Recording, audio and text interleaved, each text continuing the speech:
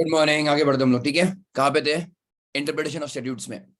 तो हम लोग बस बेसिक चालू किया था, what is interpretation, what is construction, उसके क्लासिफिकेशन क्या थे। Then we went into what बच्चों, रूल्स, है ना, primary and secondary rules of construction. ठीक है, अपना कौन सा हो गया है, लिटरल हो गया, मतलब ग्रामर वाला। वो क्या था, वो plain, ordinary, natural meaning. Reasonable मतलब थोड़ा सा हम एक्सटेंड कर सकते हैं। हार्मोनियस कर दिया, मतलब दो सेक्शंस के अंदर कुछ झगड़ा चल रहा है तो। ओके, हिडन्स भी कर लिया हम लोगों ने, कि पहले क्या केस था, पहले लॉ क्या था, फिर उसमें मिस्चीफ प्रॉब्लम क्या था, फिर पार्लियामेंट ने क्या किया उसके लिए, है ना। And advance the remedy, suppress the mischief. Correct लिया। बेनिफिशियल भी पढ़ लिया था, वो मतलब क्या बोलते हैं, लोगों के फायदे के लिए अगर कुछ लॉ है, then yes you can take little bit of wide interpretation. तो प्राइमरी में अपना एक्सेप्शनल और एजुजम बच गया है, ठीक है एवरीबॉडी। अभी नवंबर दिसंबर का जो एग्जाम होता है, नवंबर 22 में, तब एजुकेशन जनरल्स के एक्सेप्शन आए थे, तो वो फिर से आने का चांस नहीं है। तो बाकी का भी उसके ऊपर ध्यान देते हैं हम लोग, ठीक है। आगे बढ़े हम लोग। Notwithstanding subject to, हमने लास्ट लेक्चर में किया था बच्चों। ऑलराइट एवरीबॉडी, हिडन रूल भी हो गया। चलो, exceptional construction. Okay, exceptional construction ready. And मतलब बच्चों ऑब्वियसली कंजंक्शन, हाँ है ना बच्चों। एंड मतलब क्या, कंजंक्शन, मतलब they have to be read together. और मतलब बच्चों डिसजंक्शन, है कि नहीं। मतलब एंड आया तो कंपलसरी हुआ कि नहीं हुआ, एंड आया तो बच्चों कंपलसरी हुआ, यस। एंड बच्चों और आया मतलब वो ऑप्शनल हुआ, यस। इतना तो हमको बेसिक समझता है, यस चलिए एवरीबॉडी। बट कभी कभी कैन बच्चों and be read as or, and or be read as and, that is possible in some cases, ठीक है एवरीबॉडी। ओके, अरे हाँ या ना, कभी कभी अगर लगे जरूरत तो। ऑलराइट, बट नॉर्मल मीनिंग क्या रहेगा, इसको अंडरलाइन कर लेना। एंड इज व्हाट बच्चों, कंजक्टिव है ना, कंजंक्शन, जोड़ना एक साथ। और क्या बच्चों, डिसजंक्टिव, ठीक है। तो एंड में क्या होगा, the word is used to conjoin, means join words, clauses or sentences, signifying or saying that something is to follow in addition to what, to that which precedes, जो ऑलरेडी है, कुछ है, उसके आगे और चीज हमको कुछ डालनी है, तो हम यूज करेंगे बच्चों एंड। इन कंटिन्यूएशन उसको माना जाएगा, यस चलिए। और डिसजंक्टिव मतलब क्या हो गया, ऑल्टरनेटिव मतलब ऑप्शन, है ना, generally corresponding to either this or that, है ना। तो तब आएगा, तो ऑप्शन तुम्हारे पास काम सामने क्रिएट होंगे। आगे बढ़े। मे, मस्ट, शाल, वाह वाह वाह वाह। मे, मस्ट एंड शाल। तो हमको मे तो समझता है, इट में भी बच्चों ऑप्शनल। एंड शाल मतलब कंपलसरी। मस्ट मतलब करना ही, वो तो करना ही करना है, ठीक है। अब यहाँ पे तुम्हारे इसलिए दो तीन वर्ड्स तुम्हारे पास ध्यान रहने चाहिए। मे मतलब ऑप्शन हुआ, बट शाल मतलब कंपल्शन, या फिर I can use also one more word over there, imperative. Imperative मतलब करना ही करना है। ओके एवरीबॉडी, सो चेक करो। सो एक तुम्हारा प्रोविजन है मैंडेटरी, मतलब जो कंपलसरी है। दूसरा तुम्हारा डायरेक्टरी, मींस तुमको एडवाइस कर रहा है कि ऐसा ऐसा कर सकते हो, या फिर ऐसा करना चाहिए। मैंडेटरी मतलब करना ही करना है, ठीक है। सो विदाउट एनी ऑप्शन या चॉइस, डिस्कशन मतलब बच्चों नॉट डिस्क्रीट वाला, वो डिस्क्रीट नहीं है, डिस्कशन मतलब choice. Okay, so without any option, तुम्हारे पास ऑप्शन नहीं है मतलब कंपलसरी हुआ। Okay clear, that is mandatory in nature, yes चलिए। तो हो गया mandatory. Where acting authority is vested, vested मतलब देना, बेस्टाओ, बेस्टा, वेस्टेड मतलब देना, है ना, पावर देना। So acting authority is vested with discretion, choice और जजमेंट। अब I just give you simple यहाँ पे एग्जांपल। अगर तुमको सेक्शन 10A याद है, 10A ऑफ कंपनीज एक्ट, वो हो गया। देन सेक्शन फिर से 12 है ऑफ कंपनीज एक्ट। इन दोनों में बच्चों, दोनों में पावर देके रखा है आरओ को, आरओसी को, सॉरी, रजिस्ट्रार ऑफ कंपनीज को, कि तुम जाके वाइंड क्या रिमूवल ऑफ नेम का प्रोसेस चालू कर सकते हो, या फिर तुम फिजिकली जाके उसके ऑफिस वेरीफाई कर सकते हो। तो यहाँ पे चॉइस दिया है ना बच्चों, यहाँ पे क्या दिया है, चॉइस दिया है आरओसी को, yes or no everybody. So acting authorities vested with discretion, choice और जजमेंट, है ना। then the statute in the statute or provision will be called as directory। मतलब अगर ऑप्शन दिया है, चॉइस दिया है, तो डायरेक्टरी, है ना। और अगर चॉइस नहीं है तो बच्चों मैंडेटरी। ये इतना क्लियर हुआ कि तुमको। आगे बढ़े हम लोग। In deciding whether the statute is directory or mandatory, the question is whether there is anything that makes it the duty of person. अगर ड्यूटी है, अब whether it is duty of the person on whom the power is given. If it is so, then the statute is mandatory one. अब ध्यान देना. What is the wording they are saying? Is it duty of the person on whom the power is given? तो किसी को power दिया है, मान लो फॉर एग्जाम्पल तुमको मैंने अभी एग्जाम्पल दिया आरओसी का, है ना, पावर दिया. अगर पावर दिया है लॉ में, कोई भी एक्ट में, ओके एवरीबॉडी, हाँ है ना, एंड देन ड्यूटी भी देके रखी है, तो ड्यूटी निभाने के लिए पावर दे के रखा है, ऑब्वियसली, है ना बच्चों, ड्यूटी निभाने के लिए पावर दे के रखा है. यस चलिए, तो क्या माना जाएगा ड्यूटी बच्चों? Obviously mandatory. तो that makes it duty. The question is whether there is anything that makes it duty of the person on whom the power is given. अगर ऐसा है तो बच्चों क्या माना जाएगा? मैंडेटरी. अगर ड्यूटी नहीं है, राइट्स देकर रखे बट ड्यूटी करना ही करना, ऐसा नहीं है, then it is what? Directory मतलब ऑप्शनल. ठीक है, चलो. मे मतलब क्या? अंडरलाइन कर लेना बच्चों फटाफट, फिर इसको लिख दो. मे मतलब डिस्क्रिशन. शाल मतलब क्या बच्चों? कमांड. मस्ट मतलब तो definitely command.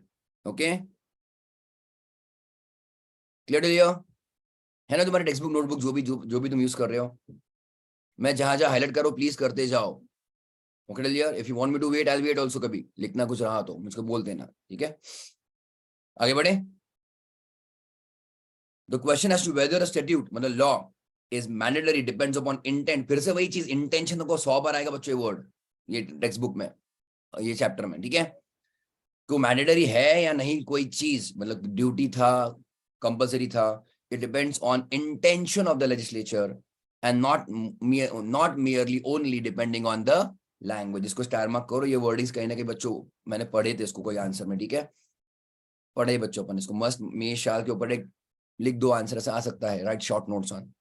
Okay, so question as to whether statute is mandatory or not depends on the intention of legislature and not merely on the depends upon the language. आगे बढ़े.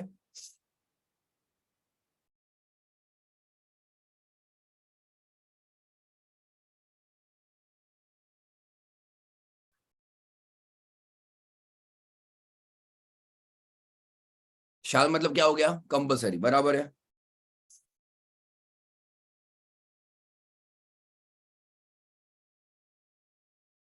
Okay everybody, आगे बढ़े बच्चे अपन.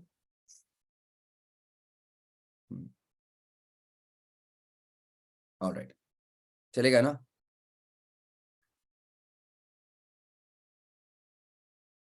Let's go आगे. ठीक है, rule of education generous. Ready everybody? Means what? The general words will borrow color of from specific words. What did I say? Rule of adjacent generalness का बच्चों मीनिंग, नॉर्मल मीनिंग क्या होता है? Okay, the general words will borrow its color from specific words. Yes, all of you.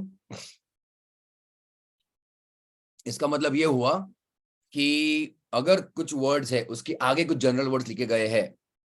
अब general मतलब open for interpretation हो जाता है जनरल मतलब, हाँ या ना. तो जनरल वर्ड्स बच्चों स्पेसिफिक वर्ड से क्या बोल, उसका मीनिंग बोरो करेंगे. फॉर एग्जांपल तुमको मैंने कल दिया था, ओके, मैंने लिखा था बच्चों कैट, डॉग, है ना, रैबिट, एक्सेट्रा. तो व्हाट डू यू थिंक बच्चों, तुम एक्सेट्रा में और क्या क्या डाल सकते हो? फटाफट बताओ मुझको. Can you put lion, tiger in that बच्चों? नहीं ना. यस चलिए, what else can you put? Horse, cow, buffalo. Yes everybody, वो रख सकते हैं हम लोग. सो बेसिकली अब ध्यान देना, अब उसमें क्या क्या चीज, उनको थोड़ा ध्यान देना इसमें.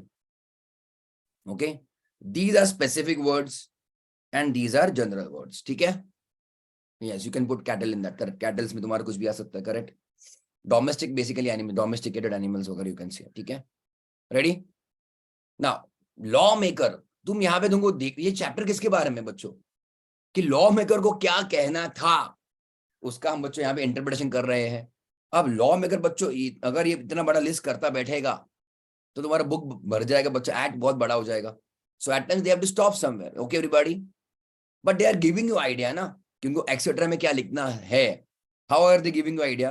क्योंकि उसके पहले क्या लिखा था, तो ये रूल बन गया. समझा? ये this is now normal rule की स्पेसिफिक वर्ड्स के बाद जनरल वर्ड्स है. Okay, So after the general words are followed by specific word. That is one thing. Then specific words, specific या फिर particular, you can use the word particular या फिर specific. They are a category. They are a category, but the category is also called as genus. Okay, ये तुम्हारा scientific term बोल दो इसको, या biological term कुछ बोलते हैं इसको, genus. Okay, genus मतलब वो group. genus मतलब क्या? a group. समझा? समझा ना? Then now another thing, ये जो जीनस है या फिर ग्रुप है is not exhausted. Okay, is not but what exhausted. Yes everybody, not exhausted मतलब क्या? उसमें और ज्यादा चीजें आ सकती, उतना ही लिमिटेड आंसर है ऐसा नहीं. यस चलिए फाइन, मतलब और चीजें आ सकती. अब एग्जॉस्ट नहीं हुआ है, देन ऑब्वियसली बच्चों हम एक्सेट्रा का जो मीनिंग लेंगे यहां से लेंगे. डिड यू अंडरस्टैंड और नो एवरीबॉडी? अब यही चीज को तुमने एग्जांपल से समझ ली, पर यही चीज को तुमको आंसर लिखना है. I getting my point? अगर कभी आया क्वेश्चन तो, या फिर अभी एमसीक्यू में आ सकता है तो आ सकता है, 1 मार्क के लिए आ सकता है. तो यस एवरीबॉडी, क्या बोला है? The adjective general means of the same kind or species. Species मतलब वही, species मतलब genus. Okay, इसको बाय हार्ट करो. Where specific words pertaining to a class or category or genus. Okay, that's why the word यहाँ पे are followed by general. तो पहले specific, बाद में general. The general बच्चों will be understood as limited to the things of same kind as those specified. ये clear हो रहा है कि नहीं? मुझको बताओ. ओके ना? हम सिंपली कहेंगे जनरल वर्ड्स का बच्चों मीनिंग कहां से आएगा? From specific words. उसके लिए कंडीशंस है. The rule applies when the statute, that means law, contains a list, an enumeration list of specific words. Okay, those that list is constitutes it becomes a class or category. Yes चलिए, the class or category is not exhausted, मतलब खत्म नहीं हुआ है वो list से, उसमें और ज्यादा चीजें आ सकती है. और बच्चों जनरल वर्ड्स आते हैं स्पेसिफिक वो लिस्ट के बाद. And there is no different intention, वो छोड़ दो. Is it everybody clear? All of you, हाँ या ना? Is it okay? कभी पूछा तो what are the essentials? इसके बाद 2-3 मार्क्स का क्वेश्चन आ सकता है. मतलब what is adjective generis, ये तुमको लिखना पड़ेगा जो अपन ने ऊपर लिखा है. यस, उसके आगे 4 पॉइंट्स, 5 छोड़ दो. 5 वाला इतना इंपॉर्टेंट नहीं है, बट ठीक है कि there is no different intention of legislature, वो नहीं दिखता, तो we can use this rule. कभी आया तो. यस everybody, ये तुम्हारे सब कंडीशन सेटिस्फाई होने चाहिए तो ही बच्चों we can use adjective generis. Clear till here? But I have highlighted exception also बच्चों. Yes or no? और ये तुम्हारा नवंबर 22 के एग्जाम में पूछा गया था, एक्सेप्शन पूछा गया था. आई डोंट नो बच्चों ने तभी ध्यान दिया था क्या नहीं, आई डोंट नो. बट वही मैं तुमको कह रहा हूँ कि इट इज नॉट जस्ट, क्या बोलते हैं उसको, जनरल प्रोविजन. एक्सेप्शन में ज्यादा आता है लॉ में हमेशा. अगर अभी मान लो फॉर एग्जाम्पल कभी तुमको गलती से याद नहीं आया, बट अभी ऐसा सिचुएशन है कि तुमको बाकी का question of the main question solve करना ही है. ओके, तुम बेसिक तो लिख सकते हो एक लाइन के, व्हाट इज एडजेक्टिव जनरस, वो लिखना पड़ेगा. और अभी एक्सेप्शन पूछा है बच्चों, तो जो तुम्हारे इंपॉर्टेंट चीजें थी, मतलब नेसेसिटीज थे, उसके ऑपोजिट लिख दो ना. जो एसेंशियल्स थे उसके कुछ ऑपोजिट लिख देना. अगर गलती से, मतलब I am just telling you, जुगाड़ है ना, तो ऐसे question obviously end of the paper में सॉल्व करना. एंड जो एसेंशियल्स उसके थोड़ा सा ऑपोजिट लिख दो बच्चों, तो तुमको थोड़ा समझेगा. हाँ देखो भाई कि मेरे एसेंशियल सेटिस्फाई नहीं हो रहे, तो हम इन दैट केस हम एडजेक्टिव जनरस यूज नहीं करेंगे. आई getting my point everybody? Ready? अब ध्यान दो एक्सेप्शन क्या था. इफ द प्रीसीडिंग टर्म, पहले वाला जनरल है, वाह वाह वाह वाह, एज वेल एज बच्चों जो बाद में आ रहा है वो भी जनरल है, तो वो यूज नहीं होगा. Common sense. पहले क्या था, पर्टिकुलर फिर जनरल. ये लोग क्या बोल रहे हैं, जनरल फिर जनरल, तो फिर यूज नहीं होगा. समझा? बट पर्टिकुलर वर्ड जो है, exhaust the whole genus. Exhaust the whole genus, समझा क्या? जितने भी कैटेगरी, वो जो कैटेगरी में जितने भी चीजें हो सकती है, सबको अपन ने लिख दिया है. सबको बच्चों अपन ने लिख दिया है. तो फिर उसके आगे कुछ आ ही नहीं सकता general words. So particular words बच्चों exhaust the whole genus. Okay, exhaust समझा ना, यूज हो गया. पर्टिकुलर वर्ड्स बट लिखते लिखते इतने लिख दिए हैं, इसमें जितने कैटेगरी आते हैं सब उसमें अपन ने बच्चों लिख दिए हैं. Is it okay everybody? अगर एकदम सिंपल एग्जांपल दो, human beings, there is male, female, shemale, कुछ भी रहेंगे ना, 2-3, but we don't have millions of category of the points. Yes चलिए, पॉइंट नंबर 1 में क्या है, कुछ वर्ड्स ये पर्टिकुलर, बराबर, बहुत सारे हैं, 2, 3, 4, 5 जो भी पर्टिकुलर. और उसके बाद जनरल. जनरल मतलब लाइक, एक्सेट्रा, ऐसा वाला है ना। तो पर्टिकुलर के बाद जनरल, तो प्रीसीडिंग टर्म कौन सा हो गया, प्रीसीडिंग पहला वाला पर्टिकुलर, और सक्सीडिंग कौन सा हो गया, बाद में वाला जनरल। ये अगर रहा तो हम एडजेक्टिव जनरल्स यूज कर पाएंगे। तो एक्सेप्शन नंबर 1 में क्या करें कि हम कब यूज नहीं कर पाएंगे, ये तो प्रीसीडिंग इज आल्सो जनरल। कुछ क्लियर कर देके नहीं रखा है स्टार्टिंग में ही। As well as that which follows is also general. तो general words followed by general words, समझा। तब हम एडजेक्टिव जनरल्स यूज नहीं कर पाएंगे। Is it okay. तो पहले तो सीक्वेंस इंपॉर्टेंट है, पर्टिकुलर के बाद जनरल रहेगा तो यूज कर पाएंगे, स्टार्टिंग में जनरल है बाद में भी जनरल है तो हम यूज नहीं कर पाएंगे। ठीक है एवरीबॉडी। और तुम बोलोगे सर पहले जनरल फिर बाद में पर्टिकुलर, तो उसको बाद में देखेंगे। ठीक है, आगे बढ़ू मैं। ओके, अब मैंने तुमको यहाँ पे एग्जांपल दिया, Doberman, German shepherd, bulldog etcetera. तो उसमें कुत्ता ही आएगा ना बच्चों, हाँ या ना। ओके एवरीबॉडी, आगे जाऊं मैं। तो we are discussing when can we not use adjective generals, कि जो पर्टिकुलर वर्ड्स थे, पूरा तुम्हारा स्टोरी बच्चों ने पर्टिकुलर वर्ड्स में ही खत्म कर दिया, तो जनरल वर्ड्स में कुछ आ ही नहीं सकता क्योंकि पर्टिकुलर्स उन्होंने पूरा इस्तेमाल कर लिया। ठीक है, आगे जाऊं मैं।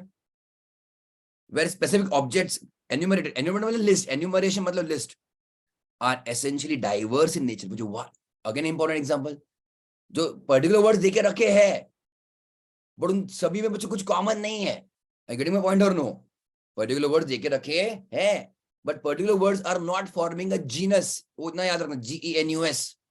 प्रोनाउंसिएशन मेरा गलत रहेगा वो छोड़ दो, ओके। बट जो पर्टिकुलर वर्ड्स वो कैटेगरी बनना चाहिए। कुछ बात समझे कि नहीं, I getting my point everybody.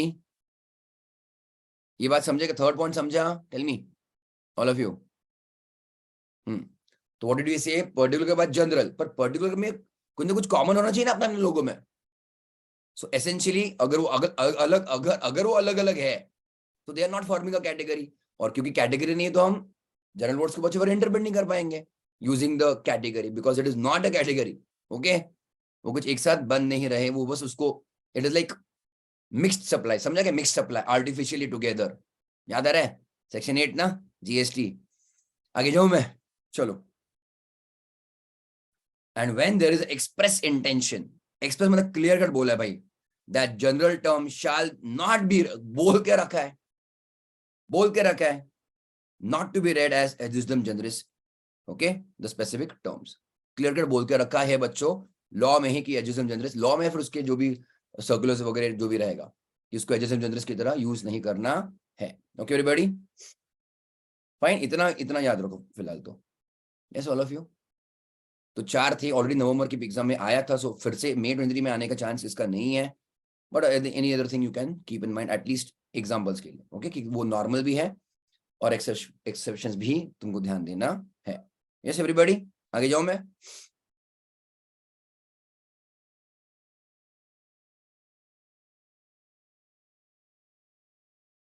That were your primary rules. आगे बढ़े,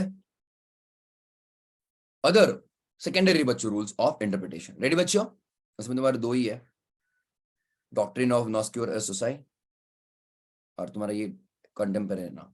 ठीक है, आगे बढ़े।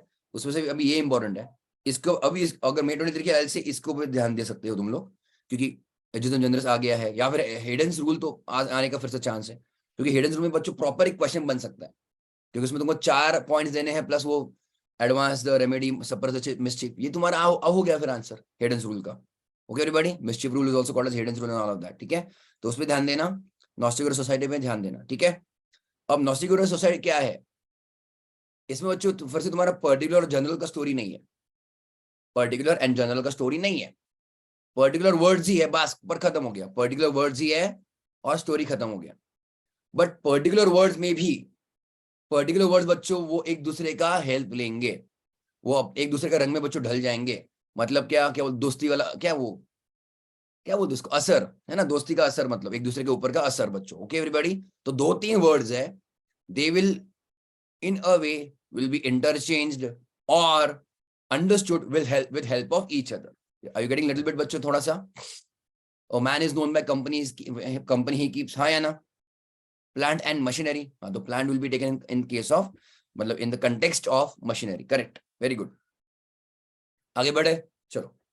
So it means when two or more words obviously that are susceptible of analogous मतलब similar meaning are coupled together, उनको साथ में लाया, they are understood to be used in their cognate मतलब together sense, they take as it were their color from each other. ये लिखा तो भी चलेगा, कोई दिक्कत नहीं है.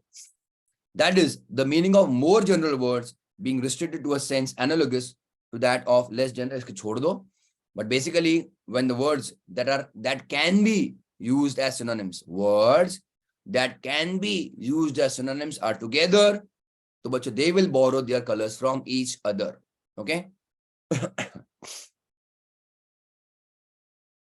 इसमें अच्छा वाला एग्जांपल आई टेल यू, ठीक है, जो एक्चुअली प्रैक्टिकल है और तुमको देख कर रखा बच्चों आंसर में भी, यहाँ पे भी, ठीक है. ये तुम्हारा आता है बच्चों शॉप एक्ट, तुमने सुना रहेगा शॉप एक्ट, है ना. तुमको शॉप एक्ट लाइसेंस लगता है फॉर डूइंग अ बिजनेस, और शॉप एक्ट जो एक्ट है ना, उसमें लिखा है कि व्हाट इज कमर्शियल एस्टेब्लिशमेंट, कि अगर कभी भी कोई भी तुम्हारा कमर्शियल एस्टेब्लिशमेंट है तो उसके लिए तुमको शॉप एक्ट का लाइसेंस लगता है. तो व्हाट इज कमर्शियल एस्टेब्लिशमेंट, जहां पर, okay, what is commercial establishment, जहां पर कोई भी बिजनेस, ओके, ट्रेड या फिर प्रोफेशन हो रहा है, बिजनेस, ट्रेड या फिर प्रोफेशन हो रहा है, इतना ही लिखा है, बिजनेस, ट्रेड, प्रोफेशन. अब यहाँ पे पर्टिकुलर वर्ड्स यूज हुए हैं बच्चों, कोई जनरल वर्ड्स यूज नहीं किए, और आगे एक्सेट्रा वगैरह भी नहीं लिखा है. तो बच्चों बिजनेस, ट्रेड एंड प्रोफेशन का मीनिंग एक दूसरे से लिया जाएगा. Business means trade, trade means profession, profession means trade, profession means business, business means profession, and vice versa. कुछ समझा कि नहीं समझा? Okay everybody. तो इसमें मस्त झगड़ा हुआ था और बेसिकली एक अच्छा केस बना कि हम लोग भी इसका फायदा लेते हैं, चार्टर्ड अकाउंटेंट्स भी इसका फायदा लेते हैं, कि profession is not a business और trade. Profession is not a business या फिर ट्रेड. स्पेशली बच्चों डॉक्टर्स, को बोला कि डॉक्टर्स धंधा नहीं कर रहे हैं, doctors are not doing business और trade, they are doing profession. I agree, but now profession बच्चों has to be understood in a cognate मतलब together sense with business as well as trade. ऊपर से गया क्या, प्रोफेशन बच्चों ये word को समझा जाएगा एक साथ एज बिजनेस, ट्रेड, ओके. और डॉक्टर लोग बच्चों भले हम लोग पीजीबीपी में, इनकम टैक्स में, भले हम डॉक्टर का जो भी काम रहेगा उसको हम प्रोफेशन में डालेंगे, okay clear. But shop act के अंडरस्टैंडिंग के लिए फिर हम प्रोफेशन को बच्चों कैसे समझेंगे, समथिंग सिमिलर टू बिजनेस या फिर trade. Yes clear. And because doctors are not doing business या फिर ट्रेड, मतलब there is no profit element as such, बहुत सारा है ना, तो बच्चों उनका प्रोफेशन का माना गया था कि नहीं, ये प्रोफेशन का, उनका जो डॉक्टर का जो काम है, it will not fall within the category of profession for shop act. Okay, check करो तो क्या बोला बच्चों कोर्ट ने, सुप्रीम कोर्ट तक मैटर गया था ये. ओके, कुछ तो है बाबा, हाँ चेक करो. बिकॉज हाँ वर्सेस स्टेट ऑफ गुजरात, क्यों, बिकॉज प्रोफेशन टैक्स जो है पीटी या फिर तुम्हारा शॉप एक्ट जो है, इट कम्स अंडर स्टेट का पावर. ठीक है, चेक करो. The word profession was understood with the associated words of business and trade, and it was held that private clinic of a doctor was not within the definition. Okay, थोड़ा थोड़ा समझा बच्चों, clear लिया. अरे हाँ, और तुमको अच्छा मीनिंग यहाँ पे और एक उन्होंने अच्छा केस दिया है. Fresh orange juice is not a fruit juice. Okay, fresh orange juice is not a fruit juice. Try to understand, ठीक है. while dealing with purchase tax act, वो पुराना कुछ था वो छोड़ दो, which use the term, ध्यान, term expression मतलब term मैन्युफैक्चर. अभी तुमको इतना वैट वगैरह जीएसटी तो पता ना, जीएसटी के पहले वैट था, है ना. तो लेट अस से वैट बच्चों सेल्स टैक्स, मतलब it is on what, sales of items. तो अब यहाँ पे परचेस टैक्स के बारे में देख रखा, कोई पुराना एक्ट है वो छोड़ दो, 1966 वगैरह. तो कुछ आइटम्स का बच्चों यहाँ पे लिस्ट देखे रखा है, ओके, कि हाँ इसके ऊपर टैक्स लगता है. ठीक है, इतना याद रखो फिलहाल. कुछ एक लिस्ट देखे रखा आइटम्स का जिसके ऊपर टैक्स लगता है. सो विल अंडरस्टैंड उसमें कौन से आइटम्स और आ सकते हैं. जस्ट ट्राई टू अंडरस्टैंड कौन सा है यहाँ पे लिस्ट देकर रखा, चेक करो. Manufactured beverages including fruit juice. ध्यान देना बच्चों, ठीक है, ट्राई टू अंडरस्टैंड. अब इसके ऊपर कोई क्वेश्चन आ सकता है क्या, हमको नहीं पता, पर अपन इसको will try to understand it and keep it in our दिमाग. Manufactured beverages including fruit juices and bottled waters and syrups. ठीक है, bottled waters and syrups. Manufactured beverages बच्चों इतना तुमको समझा. It can be even soda also बच्चों, soda. Bottled waters तुमको clear कर देखे रखा, पानी, बस पानी, नॉर्मल पानी. Yes, then can I put बच्चों over there Thums Up, Coca Cola, वो सब तुम्हारे सॉफ्ट ड्रिंक्स, यस चलिए। देन तुम्हारा और क्या आता है वो बाकी के कलरफुल कलरफुल कोई भी ड्रिंक्स, तुम्हारा कौन सा आता है वो ऑरेंज वाला है ना, पल्पी मेड कुछ तो क्या बोल क्या था वो मेड कुछ तो मिनट मेड, ओके एवरीबॉडी, हाँ या ना, वो सब आ सकते हैं यहाँ पे, वहां पे लिखा है, बस look at the wordings, manufactured beverages including fruit juices and bottled waters and syrups, ये एक लाइन है, उसके ऊपर सिंपली बच्चों समझना इसके ऊपर टैक्स आता है, इसलिए। और मैन्युफैक्चर्ड बेवरेज की मीनिंग क्या है फिर, मैन्युफैक्चर्ड बेवरेज मतलब क्या बच्चों, चाय कॉफी की बात नहीं कर रहे हम लोग यहाँ पे, बेवरेज मीन्स योर ड्रिंक, इसलिए एवरीबॉडी, बेवरेज मीन्स और बच्चों अ ड्रिंक, तो उसमें सब आएगा तुम्हारा, सॉफ्ट ड्रिंक्स तो आएगा ही आएगा, आगे जाके क्या दिखा है, बॉटल्ड वाटर्स एंड सिरप्स तुम्हारा रू अफ़ज़ा, रसना जो भी रहेगा, हाँ या ना बच्चों, फ्लेवरिंग आइटम्स, कुछ समझा कि नहीं समझा एवरीबॉडी, बोलो अक्षता, निधि, अमन, बोलो, is it okay till here, I am not, इस पूरा स्टोरी खत्म नहीं हो रही, यहां तक समझा ना कि हाँ। अब उन्होंने आगे लिखा है manufactured beverage including fruit juices, now if we read बच्चों दिस एंटायर लाइन, तो बच्चों को कौन सा फ्रूट जूस आएगा इसमें जो तुम्हारा मैन्युफैक्चर्ड है या फ्रेश है, व्हाट डू यू थिंक, फिर से जो मैन्युफैक्चर्ड है, अगर मैं कितना भी कुछ भी कहूं, जो हम बोलते हैं फ्रूट जूस का पैकेज है ना, वो रियल सॉफ्ट ड्रिंक्स रहेगा, रियल है ना, रियल पता रहेगा, या फिर ट्रॉपिकैना, शायद तुमने सुना रहेगा, रियल ट्रॉपिकैना, ये सब चीजें बच्चों, ये ऑस्ट्रेलिया, वो इसमें आएंगे because they are manufactured fruit juices, इसके अंदर बहुत बड़ा स्टोरी है, I am not going into it for your general knowledge and all of that, okay, तो बट मैन्युफैक्चर्ड फ्रूट जूस आएगा, फ्रेश जूस नहीं आएगा। अब तुम बोलो सर मैन्युफैक्चर्ड फ्रूट जूस और फ्रेश जूस में क्या फर्क है, जमीन आसमान का फर्क है, simple, one of the simple examples are given, preservatives and all of that, okay, जो मैन्युफैक्चर्ड फ्रूट जूस होता है बच्चों, अब ये बाकी का स्टोरी है, वो पल्प से बनता है, pulp, and fresh juice is literally fresh juice, okay, कुछ समझा, तो we can just say simply one of the things is what, एक में प्रिजर्वेटिव्स आएगा, पूरा केमिकल का जो भी प्रोसेस है, मतलब मैन्युफैक्चरिंग प्रॉपर प्रोसेस आएगा, okay, there will be lots of changes in the product, and तब जाके उसको मैन्युफैक्चर्ड फ्रूट जूस बोलने वाले हो लोग, हाँ या ना। अगर तुम कभी भी रियल ट्रॉपिकाना का जो भी लिखोगे, देखोगे package, they show fruits on the package, but उसके नीचे कहीं पे कॉर्नर पे लिखा रहता है flavoured beverage, okay, it is not a fruit juice पर से एज सच, समझा, एनीवेज, तो फिर ये भी जो भी झगड़ा हुआ था इसके बारे में, और फिर बोला कि fresh orange juice is not a fruit juice, कुछ समझा क्या, now do you see fruit juice यहाँ पे, तो यहाँ पे मतलब लिटरल इंटरप्रिटेशन हम नहीं ले सकते यहाँ पे, we are not taking literal interpretation, we are taking meaning of the word fruit juice in cognate वाला एक साथ सब पूरा सेंटेंस पढ़ने के बाद कुछ मीनिंग आ रहा है, उसको वैसा इंटरप्रेट कर रहे हैं हम लोग, बात समझी। तो there is a brand, I don't know, you might be knowing, वो कोल्ड प्रेस जूस का एक ब्रांड है, मेरे को नाम नहीं पता, पर वो 100 रुपए 200 रुपए से 150 रुपए का छोटा बॉटल आता है, प्रेसेरी शायद, देख लेना, मेरे को याद नहीं आ रहा, तो तुम बाकी के देख लेना उसको, ठीक है, that can be considered as fresh juice, और तुम्हारा रियल बीएल वाला जो भी है ट्रॉपिक है ना, that is manufactured soft drink beverage मान लो उसको, ठीक है, but I hope you get the point, okay, तो इसके ऊपर टैक्स लगता है, तो फ्रेश वाले पे टैक्स नहीं लगेगा, is what they're trying to say. Understood everybody?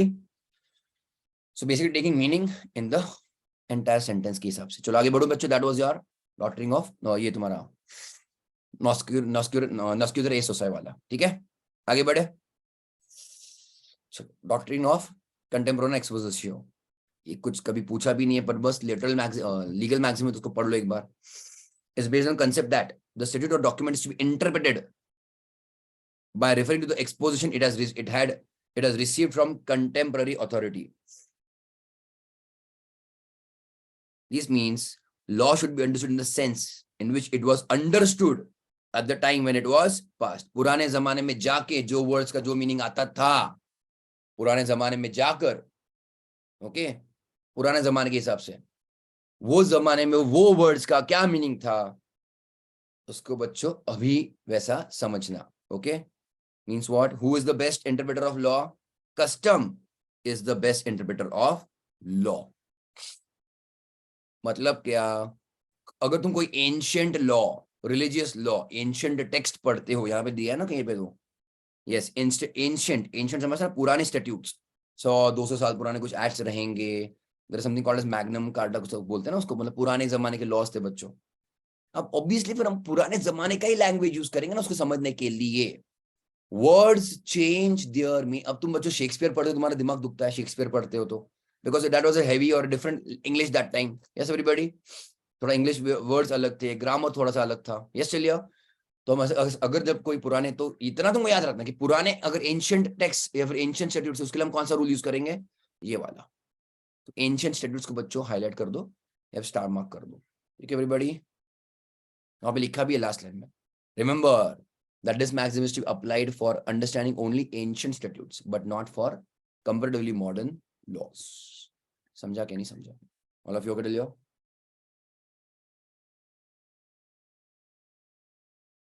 आगे बढ़े। फिर इंटरनल एड्स ऑफ इंटरप्रिटेशन काफी अच्छा है बच्चों, मस्त कंसेप्ट है, सिंपल कंसेप्ट है, और उसके ऊपर क्वेश्चन आ सकता है। कि हमने स्टार्टिंग में देखा रूल्स वगैरह, ओके एवरीबॉडी, कोर्ट को बच्चों कौन से रूल्स फॉलो करने हैं। उसके बाद हम आ रहे हैं कि चलो कोर्ट्स ने तो तुम्हारे, उनको कुछ रूल्स उनके ऊपर एप्लीकेबल तो होते हैं, उन्होंने तो फॉलो कर लिया, उसके बावजूद क्या कोई मटेरियल है अपने पास which can be taken help by the courts to interpret. और मैं कह रहा हूँ मटेरियल मतलब थोड़ा रिलायबल मटेरियल, और रिलायबल बच्चों मटेरियल तभी रहेगा जब when it is part of the act itself. Reliable तभी रहेगा when it is part of the act itself, act का ही हिस्सा है। इंटरनल मतलब एक्ट का हिस्सा है, एड्स मतलब टूल्स, हेल्प करना, है ना। तो इंटरप्रिटेशन के लिए बच्चों एक्ट से हमको क्या क्या हेल्प मिल सकता है, ठीक है। सी भाई फटाफट जाते हैं। Long title, there is also called something called short title. जो टेक्निकल नाम होता है that is called as long title. Preamble में बच्चों तुमको लिखना है एसओपी, हम लोग थोड़ी देर में आएंगे उसके पास। एसओपी, स्कोप, ऑब्जेक्ट, पर्पस, है ना। It is given at the, अब ये जहां पे जो भी चीजें लिखी गई है they are all part and parcel of the act. Okay, heading मतलब तुम्हारे बच्चों सेक्शन का नाम, मार्जिनल नोट्स मतलब जो हम साइड में नोट्स बनाते हैं, बाजू में कुछ लिखना है हमको, कुछ कमेंट्स वगैरह, that is marginal notes. Then section 2 या फिर सेक्शन 3 कभी कभी डेफिनेशन वाले तुम्हारे section, that will definitely help you a lot in understanding the act. Act के अंदर बच्चों कभी कभी एग्जांपल्स है, इलस्ट्रेशंस, प्रोविजो मतलब कंडीशंस तुमको समझ, एक्सप्लेनेशन मतलब कोई चीज कोई सेक्शन के अंदर ही उसको अच्छे तरीके से बच्चों और क्लैरिफिकेशन देकर that is called explanation. Schedule बच्चों तुम्हारे आते हैं एक्ट के बाद, जनरली कंपनीज एक्ट में तुम्हारे 7 शेड्यूल्स है if you remember. Schedule 3 is your financial statements का बैलेंस शीट का format, schedule 7 is your CSR activities के, सीएसआर एक्टिविटीज का लिस्ट देकर रखा है कंपनीज एक्ट के शेड्यूल्स में करेंटली। एंड ये बाकी की चीजें कि भाई ये कॉमन सेंस है कि you should read the entire act as a whole and not just selective reading नहीं करना चाहिए। बात समझी क्या? यस चलिए। तो कभी क्वेश्चन आया प्रीएम्बल के ऊपर ज्यादा आता है, प्रोविजो के ऊपर आता है, एक्सप्लेनेशन के ऊपर आता है। ओके एवरीबॉडी, ये 3 थोड़ा ज्यादा ध्यान देना कि right short naught upon this. Okay all of you, चलो आगे बढ़ो बच्चों में। सो हर एक एड बच्चों में रहेगा 2 चीजें, short title and long title, ठीक है। शॉर्ट टाइटल जो तुम और मैं फटाफट यूज करते हैं, जनरली यूज करते हैं, फॉर एग्जांपल कंपनीज एक्ट 2013, और सेक्शन 1 में बच्चों जनरली वो नाम देकर रखता है, this act may be called as companies act 2013। तो वो तुम्हारा हो गया शॉर्ट टाइटल। फिर लॉन्ग टाइटल क्या है, द कंपनीज एक्ट 2013 और एक्ट नंबर 18 वगैरह ऑफ 2013, एक्ट नंबर 18 वगैरह कुछ तो है वो of 2013 of 2013, that is a long title, ठीक है। But you can take help of it, इतना ही उन्होंने बोला है, कुछ हमको चीज इंटरप्रेट करनी रहेगी तो। ओके एवरीबॉडी, सो अब ध्यान देना, शॉर्ट टाइटल आइडेंटिफाइज, ये हाईलाइट करो प्लीज, आईसीएन खुद यहाँ पे बोल्ड किया है तो तुम तो पक्के से उसको याद रखो। शॉर्ट टाइटल बच्चों identifies the act, long title describes the act. वाह वाह वाह वाह वाह, स्टार मार्क करो। शॉर्ट टाइटल बच्चों या फिर लिख लो, I give you time. Short title identifies the act, long title बच्चों describes the act. Yes, long title बच्चों obviously part of the act. Yes चलिए लिखो फटाफट, या फिर उसको हाईलाइट करो। प्रियम्बल प्लीज स्टार मार्क करो इसको, बहुत बार क्वेश्चन आता है इसके ऊपर, right A short note on preamble. Okay, इसमें तुमको 2-3 चीजें लिखनी है। प्रियम्बल पहली बात तो is part of the act. दूसरा SOP उधर लिखो ही लिख लो बच्चों, SOP scope object purpose important है, ये डाल दो तुम्हारा answer ready. Okay, scope object purpose. Okay, it gives you grounds मतलब basis and reason of making a law. ठीक है, preamble is part of the act, ये तुम्हारा आंसर में आना ही चाहिए। And can be used, can be legitimately used to interpret the act. Okay डिलियर, फिर से उसका अगला ये लाइन भी आना है, आना ही चाहिए। कौन सा वाला? It does not override the plain provisions of the act. वो बस ये जो भी हम इंटरनल गाइड्स है हमारे पास, बस वो गाइड करने के लिए internal aids, they do not override the clear cut meaning of the act. अगर एक्ट और सेक्शन क्लियर कट है तो, और प्रियम्बल थोड़ा सा कुछ और दूसरा कुछ कह रहा है तो नहीं, preamble can not override the clear cut sections जो क्लियर कट देकर रखा है। ओके एवरीबॉडी, अरे हाँ या ना? पर अगर कोई वर्ड में डाउट आ रहा है, क्लैरिटी नहीं है, तो बच्चों हम यूज कर सकते हैं प्रियम्बल। ओके, सो डाउट अराइजेस कि कौन सा मीनिंग ले, दो मीनिंग है, तो बच्चों देन हम प्रियम्बल के पास जाना ही चाहिए to understand its proper construction. समझा लियो? मेन आंसर बच्चों तुम्हारे यहाँ से जो मैंने किया है हाईलाइट, ये चाहिए और यहाँ से लेके यहाँ तक आना ही चाहिए। आई getting my point everybody?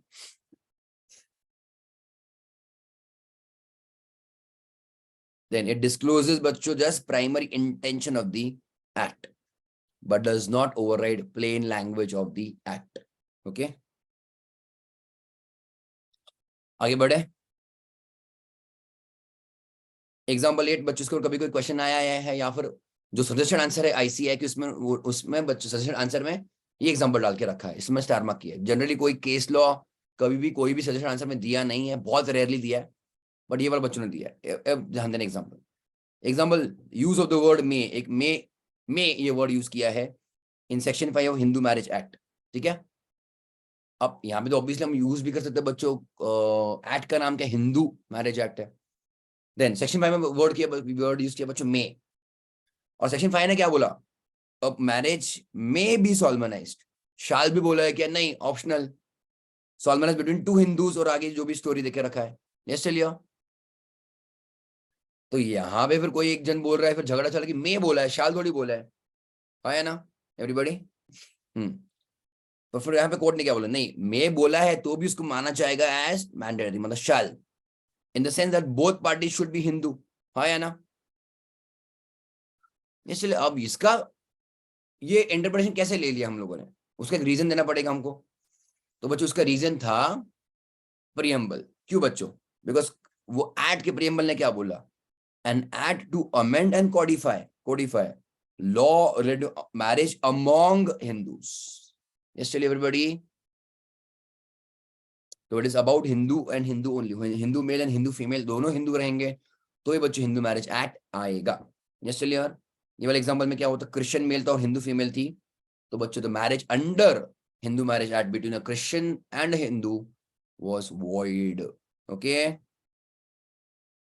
This result was reach also having regard to the preamble. तो बहुत सारी चीजें थी यहाँ पे देखने के लिए कोर्ट के पास, and one of them was preamble, and they use preamble to interpret the act. समझा बच्चों एवरीबॉडी? बढ़ो आगे, आगे बढ़े ना, इज इट ओके? प्रियम्बल याद रखो please, scope object purpose primary intention, then कुछ डाउट है वर्ड्स में, then we should definitely take help of preamble, and however preamble does not override plain provision of the act. बस, और example कभी याद आए तो as per Hindu marriage act, okay, marriage has to be between two Hindus as per supreme court judgement. Okay, इतना डाल दो, ठीक है everybody? Is it okay everybody? उनका नाम याद नहीं आया तो भी चलेगा। Okay, heading and title of chapter ध्यान दो। अब ऑब्वियसली बच्चों चैप्टर क्या, ये कुछ कभी क्वेश्चन आया नहीं बच्चों, इसका कभी नहीं आया। चैप्टर क्या होता है, पर्टिकुलर कंटेक्स्ट और you can say sections are group together, जो तुम्हारे सेम लॉजिक के है ना। Sometimes in form of chapters prefix by headings और द टाइटल्स। जैसे फॉर एग्जांपल ऑब्वियसली तुम्हारा चैप्टर 6A बच्चों किसके लिए है, इनकम टैक्स में deductions, so all the deduction बच्चों are given at one place, है ना। So these headings and titles can be used legitimately to understand, interpret the act. आगे बढ़ूं मैं? पर से वही चीज, हेडिंग कैनॉट कंट्रोल और override a clear cut section, इतना याद रखो। वो चीज तुमको दिखेगा बार बार हो रहा है। Headings cannot control the plain meaning of the words of the act. Okay, just लियो। मार्जिनल नोट्स में तुम्हारे बच्चों के पास मीनिंग के लिए it is like side notes. आगे बढ़ूं मैं? Marginal notes are summaries and side notes, often found at side of the section or group of sections in an act. Purporting means trying to show sum up the effect of that section or sections. They are star mark. They are not a part of the act, for they were not present when the act was passed in Parliament, but they are inserted after the act was passed. Star mark. ये summary side notes को बच्चों underline करो, और जो मैंने underline किया वही underline करो, स्टार मार्क कर दो please. This question can be asked, may be asked, okay. इसलिए मैं थोड़ा वर्ड्स पे ज्यादा ध्यान दे रहा हूँ बच्चों। अंडरस्टूड? ऑलरेडी से मैंने करके रखा है, तो फटाफट मेरे लिए इजी होता है कि तुमको बताना कि क्या एक्सपेरिमेंट है और क्या नहीं। तुम्हारे नोट्स में है ना बच्चों ये सब चीजें, मुझको बताओ फटाफट। नहीं रहेगा तो स्टडी मटेरियल यूज करो और ये फटाफट स्टार मार्क किया करो। Hence, they are not an aid to construction. Star mark, please. आगे जाओ मैं। However, marginal notes appended to articles of the Constitution, वाह बेटे, have been held to be part of Constitution as passed by the Constituent Assembly, and therefore have been used in understanding the articles. तो parliament नहीं, constitution के साथ जो देकर रखे marginal notes, उसको माना गया कि वो हिस्सा है, बट बाकी के नॉर्मल एक्ट्स के हिसाब से बच्चों they are not part of the हिस्सा। Okay everybody? तो कभी क्वेश्चन मार्जिनल नोट्स के ऊपर भी कभी आया नहीं है, बट ध्यान रखना कि उसका दूसरा नाम वगैरह क्या है, साइड नोट्स या फिर समरीज। ठीक है, आगे जाऊं मैं।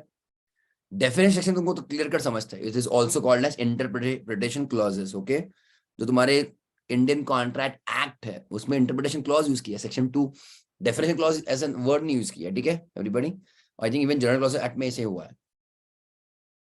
हाँ, it is not an aid, it is not an aid to construction. Okay, not. तुम्हारे इसमें क्या लिखा है?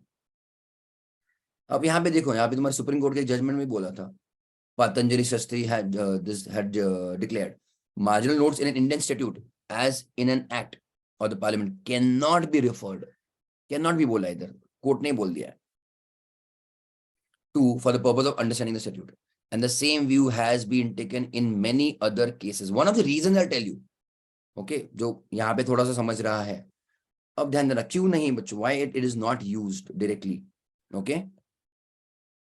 क्योंकि ये बच्चों पार्लियामेंट के टाइम देके नहीं रखा था। चेक, पार्लियामेंट मतलब क्या बोलते हैं उसको? Yes, correct, very good Nidhi, because it was given after the act is pass. Very good. ये लॉ मेकर से खुद नहीं दिया है ना directly. Okay, they were not present when the act was passed, but inserted after the act was passed. Okay, many cases show, मैं यहाँ का पढ़ रहा हूँ, many cases show that reference to marginal notes may be permissible only in exceptional cases for understanding the statute. तो basically again there is a litigation, उसमें, पर यहाँ पे फिर हमको फिलहाल क्या देखे रखा है, सुप्रीम कोर्ट वालों ने क्या बोल के रखा है? Not to be referred for understanding an act, so it is not an aid of interpretation और कंस्ट्रक्शन। ओके, यस, आगे बढ़े। और वो एक्ट का प्रॉपर हिस्सा नहीं है बच्चों, है ना? कहाँ है? ओके, डेफिनेशन बच्चों, obviously common sense one of the most important तुम्हारा ये रहेगा, डेफिनेशन सेक्शंस इंपोर्टेंट रहेगा, बिकॉज जब हम एक्ट, कोई भी एक्ट पढ़ते हो तो एक्ट के अंदर के वर्ड्स का मीनिंग कहां से लेंगे?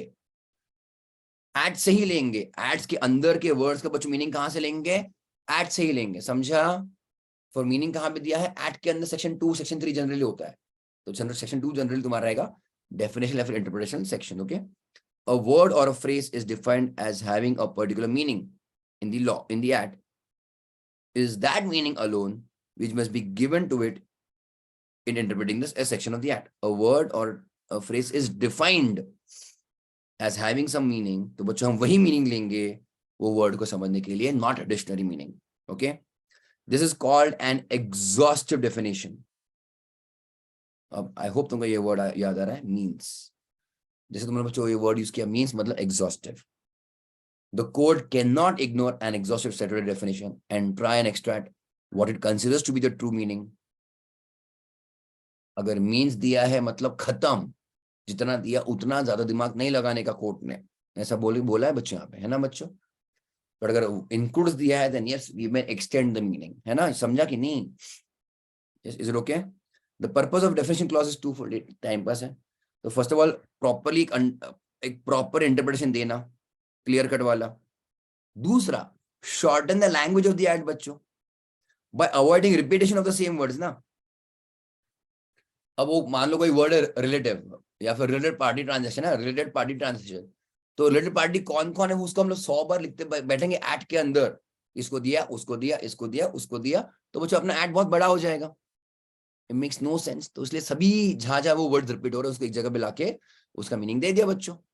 Like for example OID, officer in default, तो बच्चों हर अल्टरनेट सेक्शन में आता है ऑफिसर इन डिफॉल्ट। तो उसको हम डिस्क्राइब करते बैठे कि ऑफिसर इन डिफॉल्ट मतलब कौन कौन, ये जिम्मेदार वो जिम्मेदार ये जिम्मेदार वो जिम्मेदार, तो भाई अपना ऐड तो बनेगा नहीं फिर, मतलब ठीक से। Yes clear everybody? तो सबको एक जगह पे लाके रख दिया। दूसरा, for a proper understanding and proper interpretation. Yes clear?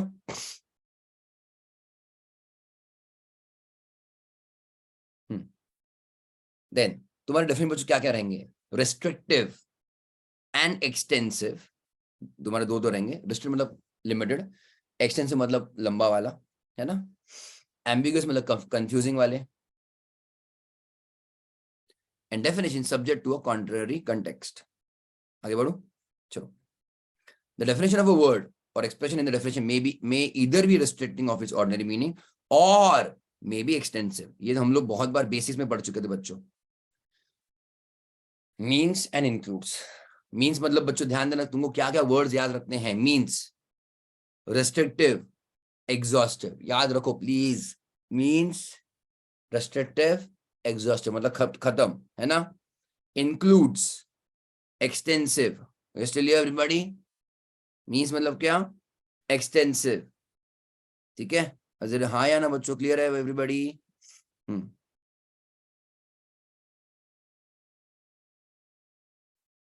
Star मत करो। अगर तुम्हारा कोई वर्ड यूज किया है मीन्स एंड इन दोनों यूज किया है, रेस्ट्रिक्टिव भी और एक्सटेंसिव भी, means and includes, very important. तो डेफिनेशन बच्चों वुड बी एग्जॉस्टिव, मतलब कौन सा वाला? एग्जॉस्टिव मतलब बच्चों कौन सा वाला? बेसिकली मीन्स एंड इंक्लूड्स लिखा है तो उसको क्या लेंगे? मीन्स लेंगे या इंक्लूड्स लेंगे? एग्जॉस्टिव। फटाफट बताओ all of you. Very good Akshata. तो मीन्स एंड इंक्लूड बच्चों, I am highlighting the word means, मतलब I hope you understood. Means and includes रहा तो उसको मीन्स लेना है, मतलब एग्जॉस्टिव लेना है। यस। और कभी अगर लिखा है to apply and to includes, कभी लिखा है to apply and to include, तो बच्चों उसको लिया जाए एक्सटेंसिव, मतलब कौन सा वाला? इंक्लूड वाला। अले हाँ या ना? Clear clear? Very good. Example 9, the usage of word any in definition means extension for any is a word of every wide meaning and prima facie it the use of it excludes limitation। हाँ मतलब भाई अगर any ये word use किया, any, ये बहुत tough example है, उन्होंने पूरा स्टोरी दिया नहीं है, पर कभी भी कोई डेफिनेशन वाले वर्ड में यूज किया है any को बच्चों मान लेना includes, any को बच्चों मान लेना क्या? includes, एक्सटेंशन है। Okay, wide meaning. समझा कि नहीं समझा?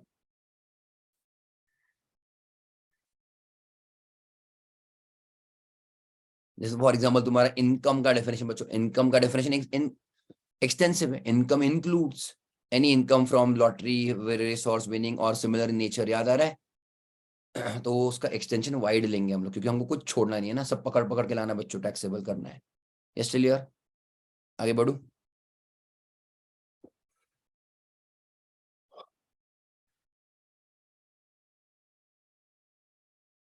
देन अगर कोई मीनिंग है is deemed to include, again inclusive या एक्सटेंसिव है।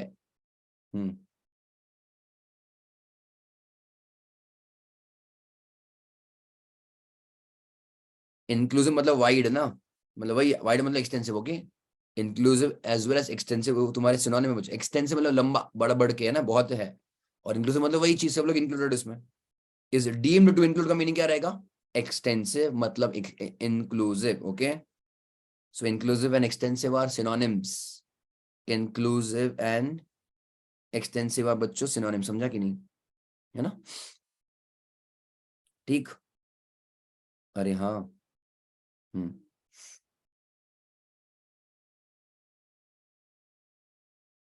ambiguous, sometimes we may find the definition of section itself may be ambiguous, माँ कसम हेल्प नहीं कर रहा है, डेफिनेशन बच्चों तुमको काम तुम्हारा हेल्प करने के लिए था, बट इट इज एम्बिगुअस, है ना? And so it may have to be interpreted in the light of other provision, वो छोड़ दो, कभी इसका कोई क्वेश्चन आया नहीं है, छोड़ो।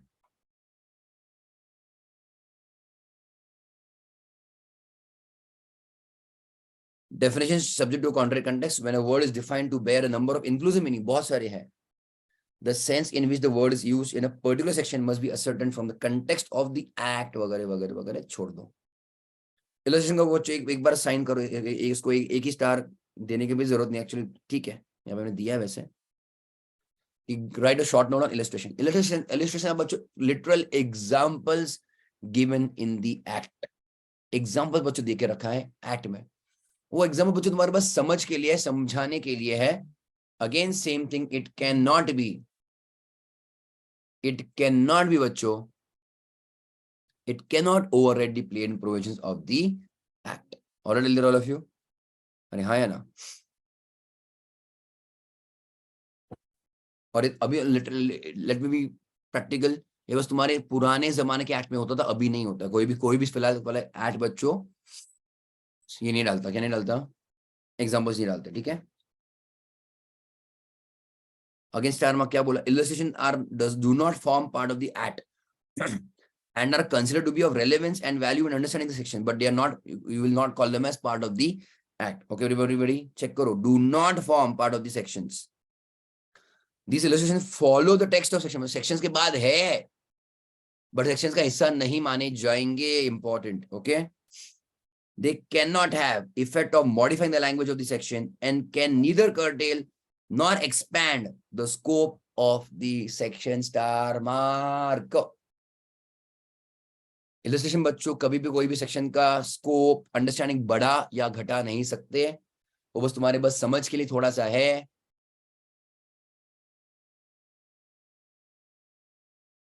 इलस्ट्रेशन बच्चों रहेगा कहां पे? I'll give you example. तुमको क्या क्या संबंध कॉन्सिक्वेंस एंगल से, आई टेल यू दैट, ठीक है? तुमको उसके लिए सीए फाउंडेशन के लॉ में जाना पड़ेगा, एंड बच्चों हम बेयर एट देखेंगे, ओके? कॉन्ट्रैक्ट एट समझ रहे थोड़ा सा? अगर तुम यहाँ पे देखोगे, सेक्शन 2 को डेफिनेशन क्लॉज नहीं बोलते, इंटरप्रिटेशन क्लॉज भी बोलते हैं, okay? And now let me just give you simple यहाँ पे मीनिंग की, अब चेक करो। अब मैं सेक्शन 5 को टाइम पास है फिलहाल, कैन यू सी इलस्ट्रेशन? यहाँ पे तुम्हारा सेक्शन नंबर दिया है, सेक्शन का नाम दिया है। सो अगर मैं देखूं, illustration are part of the act, मतलब है, दिया है, और दे आर अपेंडेड मतलब क्या? Attached, okay? और दे आर फॉलोइंग, और they are followed by a section, तो सेक्शन के बाद में दिया है, सेक्शन को अटैच किया गया है, तो भी ये बस बच्चों एग्जाम्पल के लिए है, एग्जाम्पल के लिए है। It has no legal consequences. Illustration बच्चों जो है cannot be taken help of to increase or decrease the understanding of the section. हम उसका इस्तेमाल नहीं कर सकते हैं बच्चों directly to understand the act. Check करो वर्डिंग्स, क्या क्या लिख के रखा है। Sections have illustration attached to it. Yes. They do not form part of the sections. उसको नहीं मानते हम उसको। However, again same thing, they are not part of the act and are considered to be of relevance and value only in understanding the section. They cannot have the effect of modifying, मतलब changing the language of the section, and can neither restrict or expand the scope of the section. बस वो है, वो तुम्हारे समझ के लिए है, बट हम उसका लीगल, हम उसका कुछ फायदा नहीं उठा सकते इन दी कोर्ट। मतलब फिर तुम कोर्ट में जाके ये नहीं बोल सकते चेक करो सर, ये सेक्शन के अंदर ये इलस्ट्रेशन लिखा है और ये आप इलस्ट्रेशन पढ़ो, और ये इलस्ट्रेशन हम पढ़ के हम सेम टू सेम चीज हम हमारे केस में यूज कर सकते हैं। नो बच्चों, लॉ में मतलब क्या बोलते हैं, आर्ग्यूमेंट्स में you can't use illustration given in the section, okay? Find लिया? अब ये जो कोर्ट था, प्रिवी काउंसिल मतलब कोर्ट है, rejected the argument that illustration given in the act can be used for understanding? No, उन्होंने नहीं बोला ना बच्चों, रिजेक्ट बोला है ना कोर्ट ने, क्या बोला, रिजेक्टेड द आर्ग्यूमेंट कि हम इलस्ट्रेशन को यूज कर सकते हैं in arriving at an interpretation. Answer is no. Okay, it was observed that nor can illustration have the, वही चीज रिपीट हुई है, तुमको बस बच्चों यहाँ पे चीजों को ध्यान में रखना है by heart. Okay, sections are, illustration कहाँ पे दिया बच्चों, सेक्शन के बाद में, just clear. But legally speaking we don't consider them as part of the section or part of the act. We can't use them for interpretation. And illustration बच्चों can neither restrict nor expand the scope of section. इतना याद रहेगा all of you. Yes, Celia. You can make your own short notes for these things बाजू बाजू में, है ना? Understood? आगे बढ़ूं मैं, चलो. Proviso, very very very very very very very very very important. Proviso, provided that, provided further that, provided further that. तो बच्चों there can be more than one proviso in the section. बराबर. Proviso का काम क्या है, condition डालना. But proviso बच्चों वो सेक्शन तक ही खेलता है ना. Can proviso be expanded beyond the section? Answer is no. Is proviso part of section? Yes. Can we take बच्चों help of section to understand? Yes, obviously yes. It is a condition बच्चों, समझा. But proviso can not go outside the section. Okay everybody, आगे जाऊं मैं. Star mark कुछ चीजें तुमको बाहर करनी पड़ेगी यार, आई am telling you. The function, मतलब अब यहाँ पे तुम बोलोगे सर फंक्शन मतलब काम ना बच्चों. द फंक्शन ऑफ प्रोविजो, क्या काम है बच्चों proviso? Is to except something, मतलब निकालना फ्रॉम द मेन प्रोविजन, है ना, और टू क्वालिफाई समथिंग, है ना, इन the act which would be within its purview if the proviso were not there. Usually a proviso is part of main body section and becomes an integral part of the section. Provisos that are so included, वो तो time pass हो गया. Would start with the word provided that. The effect of proviso, star mark करो, is to qualify. Qualify समझता है ना. अब qualify मतलब कौन सा मीनिंग वाला बच्चों लेंगे हम क्वालिफाई यहाँ पे, जब हम ऑडिट रिपोर्ट क्वालिफाई करते हैं वो वाला. सुना है कि नहीं सुना है? मतलब समथिंग पॉजिटिव और something negative. Tell me this, something positive और something negative. Negative. Understood everybody? So काम क्या बच्चों प्रोविजो, कुछ चीजों को निकालना अलग से. तो अलाउड, एप्लीकेबल नहीं है, अलाउड नहीं है, वो चीजों बोलना बच्चों कहाँ पे, प्रोविजो में. Okay, proviso is to qualify the preceding. Preceding मतलब पहले जो लिखा है section, which is expressed in terms which are too general. तो जनरल टर्म्स बच्चों वहां से निकाल के उसके ऊपर कुछ कंडीशन डालना, मिर्च मसाला डालना. ओके, और उसके लिए फिर अलग से प्रोवाइड करना कि भाई ये केस अलग है, इसके लिए ऐसे करना पड़ेगा. Okay, for example I will give you example. Okay, कि सेक्शन 56(2)(10) इनकम टैक्स कहता है, तुमको पता है क्या कहता है 56(2)(10), यानी any amount of money received more than ₹50,000 will be deemed to be gift, है ना, इनकम फ्रॉम अदर सोर्सेस. हाँ या ना, प्रोवाइडेड दैट. उसमें बच्चों क्या क्या लिस्ट देखे रखा, याद आया? रिलेटिव से मिला तो 50,000 से कम मिला वो तो है, आता ही है. डेथ, कंटेम्पलेशन ऑफ डेथ, विरासत में, विल में मिला तो, रिलेटिव से मिला तो, शादी में मिला तो, वो सब चीजें. हाँ या ना, तो प्रोवाइड किया है ना उनके लिए. तो ऊपर का स्टार्टिंग का टर्म बहुत जनरल था. 50,000 रुपए से ज्यादा तुमको विदाउट कंसिडरेशन मिला, इट इज इनकम. ये जनरल टर्म है काफी. उसमें से सिलेक्टिव केसेस को बाहर निकाल के बोला नहीं भाई इनके ऊपर नहीं लगेगा. Are you getting my point now? Nidhi, understood? बोलो मुझको, everybody tell me. Kinda. Okay, मैंने जो हाईलाइट किया वो हाईलाइट करो, ठीक है. सो जनरली बच्चों प्रोविजो किसके लिए यूज हुआ है? टू क्वालिफाई और क्रिएट एन एक्सेप्शन. अभी तो एग्जांपल लिया ना कि 56(2)(10) क्या बोलता है, income tax more than 50,000 is what, income. तो ऑब्वियसली उसके प्रोविजो बच्चों क्या कहते हैं, that even if it is more than 50,000 is not an income. समझा ना. तो प्रोविजो का काम क्या है, मेन सेक्शन की चीजों, मेन सेक्शन में से जनरल टर्म्स में से हटाकर मतलब उनके लिए, उनको भाई इन चीजों को, यहाँ से कुछ चीजों को, सिचुएशंस को निकाल कर उनके लिए खास अलग से प्रोवाइड करना कि भाई देखो तुम्हारा अगर ऐसा केस रहा तो नहीं, तो जनरल प्रोविजंस एप्लीकेबल नहीं होंगे. यस, चलिए, clear. to qualify or create an exception as to whether it is in the enactment. Ordinarily, a proviso is not interpreted as stating over time person. Exception clauses, उसके अलावा भी exception clauses and saving clauses, ठीक है? Exception and saving, ये तुम्हारे भी अलग हो गए. प्रोविजो अलग बच्चों, प्रोविजो अलग, एक्सेप्शन अलग, सेविंग अलग, इसमें तुमको बाय हार्ट करना पड़ेगा. और उसके ऊपर क्वेश्चन आया था, ठीक है, कि what is the difference between proviso, exception and saving. ठीक है. Exception clauses are intended to restrain, मतलब क्या बच्चों, limit the section itself, in some cases limit. Provision मतलब उनके लिए खास प्रोवाइड करना, ये भाई अगर ये खास ट्रांजेक्शन हुआ तो उसके लिए ऐसा ट्रीटमेंट है. एक्सेप्शन मतलब ऊपर वाला जो तुम्हारा सेक्शन उसको कुछ कुछ चीजों में एप्लीकेबल होगा ही नहीं, एप्लीकेबल होगा ही नहीं. Then special cases proviso, and saving मतलब अप्लाई होगा, is used to preserve from destruction of certain rights, remedies, privileges already existing. Then it is again primary rule of interpretation that a proviso or exception to a particular proviso of a state only embraces the field which is covered. It carves out an exception to the main provision to which it is enacted as a proviso and to no other. Basically इनको कहना है कि proviso cannot jump outside the section. कुछ समझ रहे, ऊपर से जा रहा है तुमको. प्रोविजो का बच्चों स्कोप कहां तक रहेगा, ओनली जो सेक्शन में उसको डाला गया है बच्चों, समझे.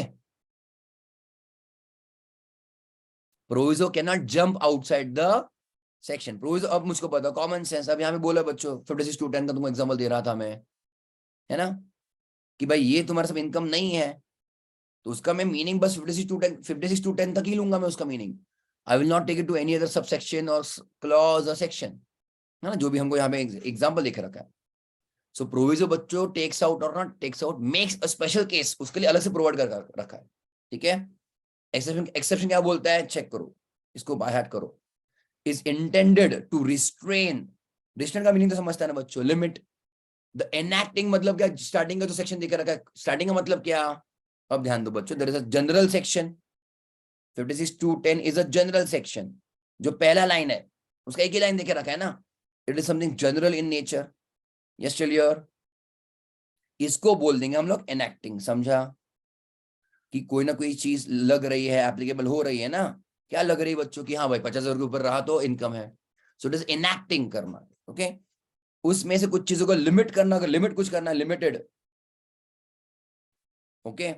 Restrain the enacting provision itself, it is will be called as exception. ठीक है. वो जनरल में से कुछ स्पेशल केसेस करवाना, special cases, check your from the general, और उसको अलग से प्रोवाइड करना, एंड प्रोवाइड फॉर देम अलग से सेपरेटली. ओके. तो समझा, it will be called as what, proviso. Understand everybody. And saving clause is used to preserve, मतलब बच्चों अब उसमें थोड़ा सा और तुम्हारा दिमाग खराब होगा. You might have heard of बच्चों सम रिपील, REPEAL, है ना, रिपील ऑफ सेक्शन और रिपील ऑफ द एक्ट. तो जैसे तुम्हारे इंडियन कॉन्ट्रैक्ट एक्ट में है, तुम्हारे पार्टनरशिप, सेल ऑफ गुड्स, जैसे बच्चों रिपील हुए थे, हाँ या ना. यस. पर वो एक्ट के अंदर के जो भी ड्यूटीज पावर्स थे, ड्यूटीज पावर्स, राइट्स प्रिविलेजेस, वो जाने नहीं चाहिए. इवन इफ एक्ट या सेक्शन जा रहा है, बट किसी को बच्चों हमने पावर दे, कुछ किसी को यूजिंग दैट सेक्शन या फिर एक्ट, हमने किसी को राइट्स, रेमेडीज, प्रिविलेजेस दिए थे, वो जाने नहीं चाहिए. तो उसको बच्चों प्रिजर्व रखने के लिए हम यूज करेंगे सेविंग क्लॉज. तो saving clause is used to preserve, है ना, from destruction certain rights, remedies and privileges. ये तो तुम 3 वर्ड याद रख सकते हो बच्चों. इसको तुम 10 बार कंटिन्यूसली पढ़ो, तुम्हारे दिमाग में बैठ जाएगा. Exception, restrain meaning. एक्सेप्शन बच्चों क्या, रिस्ट्रेन मीनिंग, हाँ है ना. Proviso, remove special cases from general provisions and provide for them separately. Saving, preserving destruction of any rights, remedies, privileges. इसको 10 बार तुम लोग कंटिन्यूसली बोलो, लिखो, पढ़ो, चाहिए तो दिमाग में तुम्हारे बैठ जाएगा, तुमको फुल मार्क्स मिल जाएंगे. मेहनत लगेगा. Understood all of you. Yes. ये चैप्टर होने के बाद तुम्हारा वही काम है बच्चों.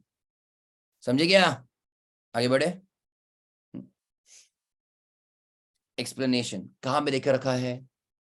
एक्चुअली बच्चों सेक्शन का ही हिस्सा होता है. Again I give you example, I use बच्चों सेम एग्जांपल 56 टू 10 का. ठीक है,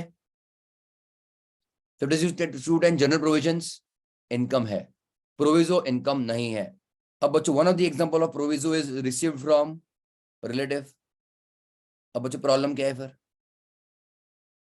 जीएसटी का टर्म रिलेटिव अलग है. I hope you understand. Remember there is very important case in relative. बच्चों रिलेटिव तुम्हारे डिपेंडेंट ही होने चाहिए, हाँ या ना?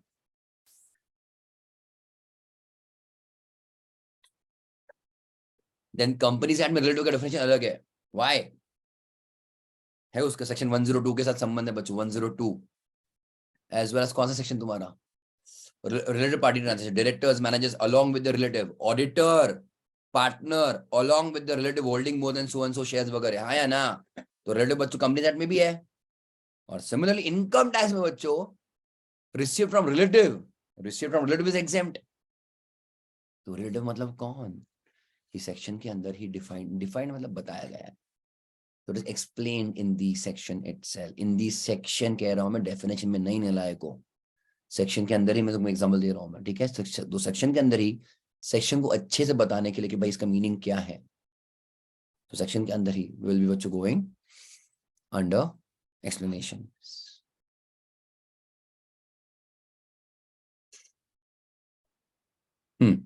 आगे बढ़ते बच्चों हम लोग. ठीक है, so explanation is at times appended to a section. फिर से वही चीज जैसे इलस्ट्रेशन है, to explain the meaning of certain words or phrases used in the section or of the purport of the section. Means उनको क्या बताना है. An explanation may be added to include something within the section or even to exclude something from it. Star mark करो. बस include के लिए नहीं, कुछ चीजें निकालने के लिए भी बच्चों, रिमूव एक्सक्लूड करने के लिए भी you can use explanation.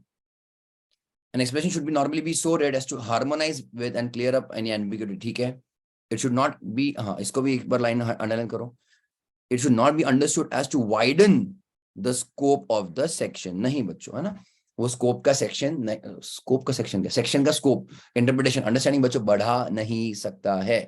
Okay everybody, it can be used, उसको यूज कर सकते हैं बच्चों कोई सेक्शन को समझने के लिए अच्छी तरह से एक्सप्लेन, कुछ चीजों को जोड़ने के लिए या फिर निकालने के लिए भी हो सकता है.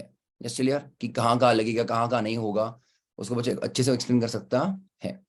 बट कोई भी सेक्शन का स्कोप बढ़ा नहीं सकता कि भाई कुछ आउट ऑफ द वर्ल्ड उसका कुछ अंडरस्टैंडिंग नहीं ले सकता वो. ठीक है, आगे बढ़े. शेड्यूल्स तुमको पता है, फॉर्म्स फॉर्मेट्स दिए जाते हैं एक्ट के अंदर. दे आर ऑब्वियसली बच्चों part of the act. Yes clear, तो they should be read along with the act, वो भी ठीक है. ये चीज हमेशा याद रखो. Expression in the schedule, expression का मतलब है words. So words in the schedule मतलब मान लो शेड्यूल 3 तुम्हारा बैलेंस शीट पीएनएल का तुम्हारा फॉर्मेट है, तो words in use in the schedule can not control or prevail over the words use in the act. समझ रहे हो? ये चीज बच्चों तुम्हारा, तुम्हें बहुत बार यही चीज रिपीट होगी तुम्हारी, है ना, बहुत बार बच्चों होगी ये तो, कि जो भी है प्रोविजो था या फिर मान लो तुम्हारा प्रियम्बल था, ये तुम्हारे बच्चों सेक्शंस को ओवरराइड नहीं कर सकते. यस चलिए. If there appears to be an inconsistency between schedule and the act will always prevail. Important. Yes, clear? Inconsistency है between schedule and act तो. Okay? हो गया बच्चों, आगे जाऊं मैं. और ये खास नहीं, छोड़ दो. It has to be always read as a whole. The act है ना, छोटे छोटे सेक्शन उठा के पढ़ा, उसका अंडरस्टैंडिंग बच्चों ठीक से नहीं होगा. ठीक है,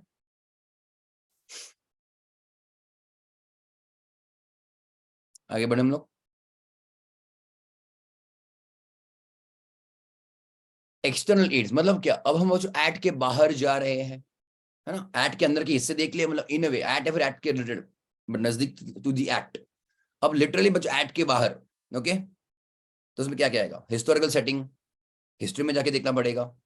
then consolidating statutes and previous law, मतलब वो एक्ट जो आया उसके पहले के एक्ट्स का में क्या स्टेटस था. यूसेज मतलब क्या, कस्टम्स रिवाज प्रथा. Earlier and later acts and analogous acts. Dictionary definition not just definition, section 2 नहीं, सेक्शन 2 छोड़ के. And use of foreign decisions. आगे बढ़े हम लोग. इसके ऊपर ये कुछ कुछ चीजों के ऊपर बच्चों, इसके ऊपर तुम्हारा आता है डायरेक्ट क्वेश्चन, 2 मार्क्स के, ठीक है। Historical setting, the history of external situations which led to the enactment in question is of importance। जैसे बच्चों RTI, RTE, information technology act, ये तुमको समझ रहा है ना, ये क्यों लाया गया, तो क्यों लाया गया, कौन से सेटिंग में, तो उसका कंटेक्स्ट क्या था, उसका वो सिचुएशन क्या था कंट्री में, कोई भी एरिया में, तो इसलिए क्यों लाया वो अब तुमने समझना चाहिए। वो भी ऑब्वियसली एक अच्छी बात है टू अंडरस्टैंड कि वो एक्ट क्यों लाया गया है, तो फिर उस प्रकार से तुम उसको बच्चों इंटरप्रेट कर पाओगे ना, वो ऑब्जेक्टिव को मीट करने के लिए, ऑब्जेक्टिव बच्चों सेटिस्फाई करने के लिए, है ना बच्चों। क्लियर लिया, आगे बढ़े। Consolidating statutes and previous law, हर कोई एक्ट, तुम कोई भी एक्ट देखोगे स्पेशली अभी वाले, उसका सेक्शन नंबर 1 जो है प्रीएम्बल के आसपास का, specially preamble, it will talk about, बच्चों चेक करना किधर गया वो,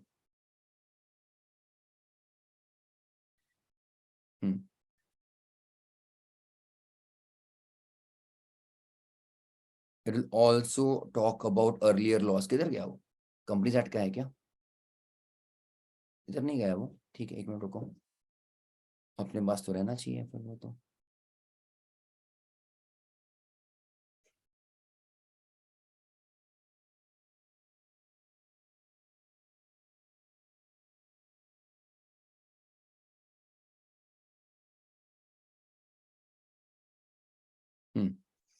An act to consolidate, Companies Act, an act to consolidate and amend the law related to the companies। अब consolidate मतलब क्या, what do you think बच्चों, what do you mean by consolidation, फिर यहाँ पे क्या लग रहा है तुमको बच्चों, कि पुराने एक्ट्स ऑल्सो 1956 रहेगा, उसके पहले का 2011 का रहेगा, 2011 नहीं सॉरी 1911 है ना, तो पुराने सभी एक्ट्स को मिलाकर अभी जो भी रहेगा, अभी वाला ये वाला एक्ट है ना। सो बेसिकली इन अ वे 2013 बच्चों will override the earlier companies acts also, जहां जहां कोई प्रॉब्लम नहीं है या फिर जहां जहां कुछ एक्सेप्शन सेविंग क्लॉज लेके नहीं रखा है, सो 2013 वाला एक्ट बच्चों विल कंप्लीटली सबस्यूम, ये तुमने जीएसटी में ये वर्ड सुना रहेगा ना, सबस्यूम, है ना बच्चों, the earlier acts also. Okay डलिया, तो इन अ वे अब तो कभी 2013 में कभी इशू होता है एक्ट में, कोई डिस्प्यूट है, you may refer to the earlier acts also, कि पहले वाले में क्या स्टोरी था। ओके, तो प्रियम्बल टू मेनी स्टेट्स बच्चों use the word and act to consolidate, है ना बच्चों, the previous law etcetera. In such a case the court may stick the presumption, मतलब यूज कर सकते presumption that it is not intended to alter the law, law को change करने का कुछ उनका रीजनिंग नहीं था। They may solve doubtful points in statutes which aid of such presumption in intention। छोड़ दो, छोड़ दो, छोड़ दो, जहां जैसे तुम्हारे वर्ड्स पैराग्राफ लिखे गए हैं जहां पे एग्जांपल नहीं है, कुछ नहीं है, उसके ऊपर क्वेश्चन आना बच्चों नेक्स्ट टाइम पॉसिबल, छोड़ दो। Usage, come over there, give it 2 star. तो यूसेज भी हम लोग इस्तेमाल कर सकते हैं for understanding the act. The acts done under this law provide quite often the key of understanding the statute। It is well known that where the meaning of the language in the act is doubtful, usage, how that language has been interpreted and acted upon over a long period of time, may be able to determine its true meaning। It has been emphasized that when a legislative measure of doubtful meaning has, for several years, received an interpretation which has generally been acted upon by the public, the courts should be very unwilling to change। हे भगवान, basically कोई भी word का meaning public में, लोगों में क्या आ रहा है, तो फिर कोर्ट्स में बच्चों उसका वही मीनिंग लेना चाहिए। जैसे तुम्हारे वो था ना रूल्स ऑफ इंटरप्रिटेशन में, grammatical, natural, ordinary, plain, popular meaning लेना, तो यहाँ पे उन लोग क्या कह रहे बच्चों, ध्यान देना। It has been emphasised that, मतलब बोला गया है कि when a legislative measure of doubtful meaning, मतलब कोई वर्ड है उसका मीनिंग क्लियर नहीं है, आई एम रिपीटिंग, कोई वर्ड है उसका मीनिंग नहीं है, हैज फॉर सेवरल इयर्स, पर बहुत सालों से कोई वर्ड है उसका क्लियर कट मीनिंग नहीं है, डाउटफुल मीनिंग है, और उसका मीनिंग बच्चों has been received an interpretation, मतलब उसको ऐसा माना गया है, समझा गया है, which has generally been acted upon by the public, मतलब पब्लिक वो वर्ड को कैसे समझती है, you can simply बच्चों take it as a popular meaning। अब यूसेज का बच्चों मीनिंग क्या, what do you mean by usage, I will give you example, custom, है ना, तो जैसे चल रहा था, चल रहा था उनका मतलब क्या है, लोगों ने चलाया ना उसको, people are interpreting it that way, तो उसको लोगों ने चलाया है। तो यूजुअल यूसेज मतलब कस्टम्स, जैसा यूज हो रहा था। Okay clear? तो वो वर्ड का क्या मीनिंग यूज हो रहा था, लोग उसको कैसे समझ रहे थे, प्रथा, ओके, उसको वही मीनिंग लेना चाहिए कोर्ट ने भी। So court should be very unwilling to change that meaning. Okay, court should be very unwilling to change that meaning. जो सब मीनिंग चल रहा था वैसे चलने दे। ओके,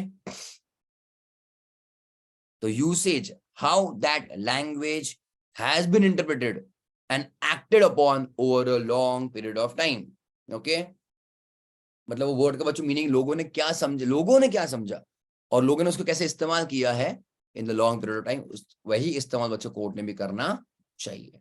ओके एवरीबॉडी, आगे बढ़े।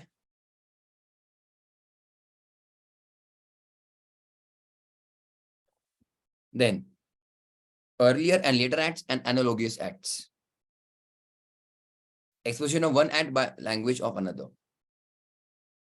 The general principle is that where there are different laws in perimateria, means as per material, perimeter means as of material मतलब context, the content is similar though made at different times, मतलब material is almost similar, जो चीज के बारे में बात करें दोनों acts वो almost same चीज के बारे में बात कर रहे हैं, but even if they are made at different times or even expired and not referring to each other, मतलब उनका बच्चे दोनों act आए भी थे और चले भी गए, चले गए मतलब क्या रिपील हो गया, they shall be taken and construed together as one system and as explanatory of each other.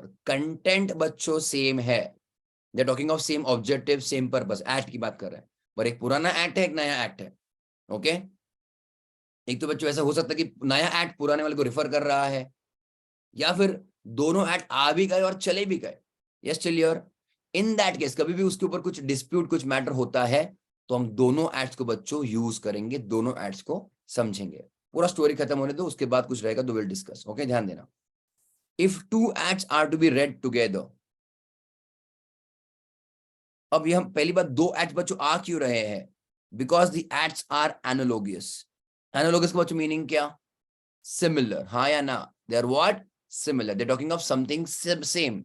Okay, इसलिए हम वो दोनों एड्स को यूज कर रहे हैं, ऐसा नहीं कि एड्स कंप्लीटली अलग अलग है। So if two acts are to be read together, then every part of each act has to be understood as if contained in one single act. Composite मतलब क्या? एक ही act का हिस्सा माना जाएगा। Okay? If they are analogous बच्चों acts. Okay? But if there is some clear-cut discrepancy, then such discrepancy make it necessary to hold later. पर अगर बच्चों सिमिलर नहीं है, कुछ कुछ सेक्शन में कंप्लीटली कॉन्ट्ररी चीजें लिखी गई है, ओके, कंप्लीटली कॉन्ट्ररी अपोजिट चीजें लिखी गई है, देन बच्चों हम लोग क्या करेंगे? देन बच्चों द लेटर वाला एक्ट, नया वाला act, okay, has modified the earlier one, ऐसा माना जाएगा। मतलब तुमको मैं एग्जांपल दे रहा हूं, act number 1 and act number 2 यहां पे तुमको दिखता रहेगा। एक्ट नंबर 1 बच्चों पास हुआ 1920 में और एक्ट नंबर 2 बच्चों पास हुआ 1945 में। तो राइट ना, तो अगर हम लोग कहेंगे act number 2 is replacing act number 1, okay, क्योंकि वो दोनों बच्चों एक ही चीज के बारे में बात कर रही है। अगर मैं तुमको एग्जांपल दूं, कंप्लीट 1911 रहेगा, 1956 रहेगा, 2013 रहेगा, कुछ भी रहेगा। Yes till. तो अगर हम क्या मानेंगे बच्चों कि दोनों एक ही एक्ट है, ऐसा पहला हमारा इंटरप्रिटेशन पर्पस क्या रहेगा कि दोनों एक ही एक्ट है ऐसा माना जाएगा, एक ही हिस्सा है, वो दोनों एक ही फैमिली का ग्रुप है। पर हाउएवर कुछ सेक्शन बच्चों कंप्लीटली अलग अलग पॉइंट ऑफ व्यू रखता है। कुछ सेक्शंस दोनों एक्ट के अंदर के, कुछ सेक्शंस अलग अलग पॉइंट ऑफ व्यू रखते हैं कि act number 1 is not agreeing with act number 2 in particular sections. Okay everybody, तो हम किसको प्रायोरिटी देंगे फिर बच्चों? बोलो फटाफट, किसको प्रायोरिटी देंगे, पुराने वाले को, नए वाले को? तो बच्चों नए वाले को प्रायोरिटी देंगे और क्या मानेंगे कि हाँ भाई नए वाले ने पुराने को रिप्लेस किया है, देयरफॉर नया वाला का सेक्शन ही बच्चों, नए वाले का बच्चों क्या बोलते हैं उसको, इंटरप्रिटेशन लिया जाएगा। ओके एवरीबॉडी, आगे। Where later of the two acts provides that earlier act should, so far as consistent, be construed as one with it, then an enactment in the later statute that nothing therein should, यहाँ पे उन्होंने गड़बड़ कर दिया है, should include debentures was held to exclude debentures from the earlier statute as well. Example लेते हैं, ध्यान दो। Where a single section, one of the sections of one act, let us say Act A, is incorporated into another statute, let us से act B, मतलब एक act का कुछ हिस्सा, एक एक्ट का बच्चों कुछ हिस्सा दूसरे एक्ट में इस्तेमाल किया गया है। अब हम दूसरे की बात करें, for example I give you बच्चों, ध्यान देना, SCRA, have you heard of SCRA, securities contract regulations act, हाँ या ना? एंड ऑब्वियसली बच्चों कंपनीज एक्ट, इन दोनों का बच्चों क्या संबंध है? अच्छा खासा संबंध है बच्चों, क्योंकि कंपनीज एक्ट में there is no definition of the word securities. Yes चलिए, सिक्योरिटीज के लिए सबसेक्शन देकर रखा है, पर सिक्योरिटीज को बच्चों डिफाइन नहीं किया है in companies act. In fact companies act ने क्या बोला कि SCRA में जो डेफिनेशन दिया है सिक्योरिटीज का वो इस्तेमाल कर लो। कुछ समझा कि नहीं? Are you getting my point? अब बच्चों एक्ट अलग अलग है क्या? हाँ, एक्ट अलग अलग है। क्या एक एक्ट का कुछ हिस्सा दूसरे एक्ट में इस्तेमाल हो रहा है? हाँ। What example I give you, securities contracts and regulations act का बच्चों सिक्योरिटीज का definition has been used exactly in companies act का डेफिनेशन। कुछ समझा कि नहीं समझा? फटाफट बताओ मुझको। ये SCRA और कंपनीज एक्ट वाला डेफिनेशन वाला केस समझा क्या तुमको? Everybody okay? एग्जाम्पल के लिए बच्चों मैं तुमको chapter 1 of company act preliminary लेके जा रहा हूँ, सेक्शन 2 डेफिनेशंस, उसमें तुम्हारा बच्चों डेफिनेशन आता है सिक्योरिटीज का। ठीक है बच्चों, मैं कंपनीज एक्ट में हूँ फिलहाल, सेक्शन 2 281 सिक्योरिटीज। और यहाँ पे डेफिनेशन क्या देख रखा है? Means securities as defined in SCRA, securities contracts and regulation act. को समझा? मतलब क्या, कंपनीज एक्ट ने बच्चों सिक्योरिटीज को डिफाइन नहीं किया। Are you getting my point everybody? Companies act ने बच्चों सिक्योरिटीज को डिफाइन नहीं किया, तो क्या बोला फिर कंपनीज एक्ट ने? जाओ उसको पूछ के लेके आ, जाओ उसको पूछ के आ, हाँ या ना? अरे समझा कि नहीं? Are you getting my point everybody? बोलो निधि, क्लियर हुआ कि नहीं हुआ? कंपनीज एक्ट ने सिक्योरिटीज ये वर्ड को डिफाइन नहीं किया, फिर कंपनीज एक्ट ने क्या बोला? क्योंकि यहाँ पे 281 लिख के रखा है ना सिक्योरिटी का डेफिनेशन, और सिक्योरिटीज के डेफिनेशन में लिखा कि भाई हमारा कोई डेफिनेशन नहीं है, बट SCRA एक अलग एक्ट है ना, सिक्योरिटीज कॉन्ट्रैक्ट रेगुलेशंस एक्ट, वो जो डेफिनेशन बताएगा, वो जो डेफिनेशन है वही यहाँ पे तुमको चिपकाना है। I getting my point? Okay, तो अभी कॉमन सेंस क्या है इसमें, ध्यान देना। अब कॉमन सेंस क्या है कि ये तुम्हारे कंपनीज एक्ट एग्जांपल के लिए उन्होंने सिक्योरिटीज का डेफिनेशन दिया नहीं, और क्या बोला? खुद अलग से तो डेफिनेशन नहीं दिया, पर क्या बोला कि हम वही डेफिनेशन मानेंगे जो, या फिर वही डेफिनेशन यहाँ पे एप्लीकेबल होगा जो सिक्योरिटीज कॉन्ट्रैक्ट रेगुलेशन एक्ट में देके रखा है। तो बच्चों इसमें कॉमन सेंस ऐसा आएगा कि कल जाके, हम जस्ट गिविंग एग्जांपल, कल जाके सिक्योरिटीज कॉन्ट्रैक्ट एक्ट ने सिक्योरिटीज ये टर्म को अमेंड किया इन दियर एक्ट, तो कॉमन सेंस क्या है फिर? कि वही बच्चों एप्लीकेबल होगा फॉर कंपनीज एक्ट आल्सो ना, अमेंडेड डेफिनेशन ऑफ सिक्योरिटीज। समझा कि नहीं? अब मुझको बताओ फटाफट सब लोग, अक्षता, निधि, अमान वगैरह जो लोग भी online, is it clear? Understood clear अभी?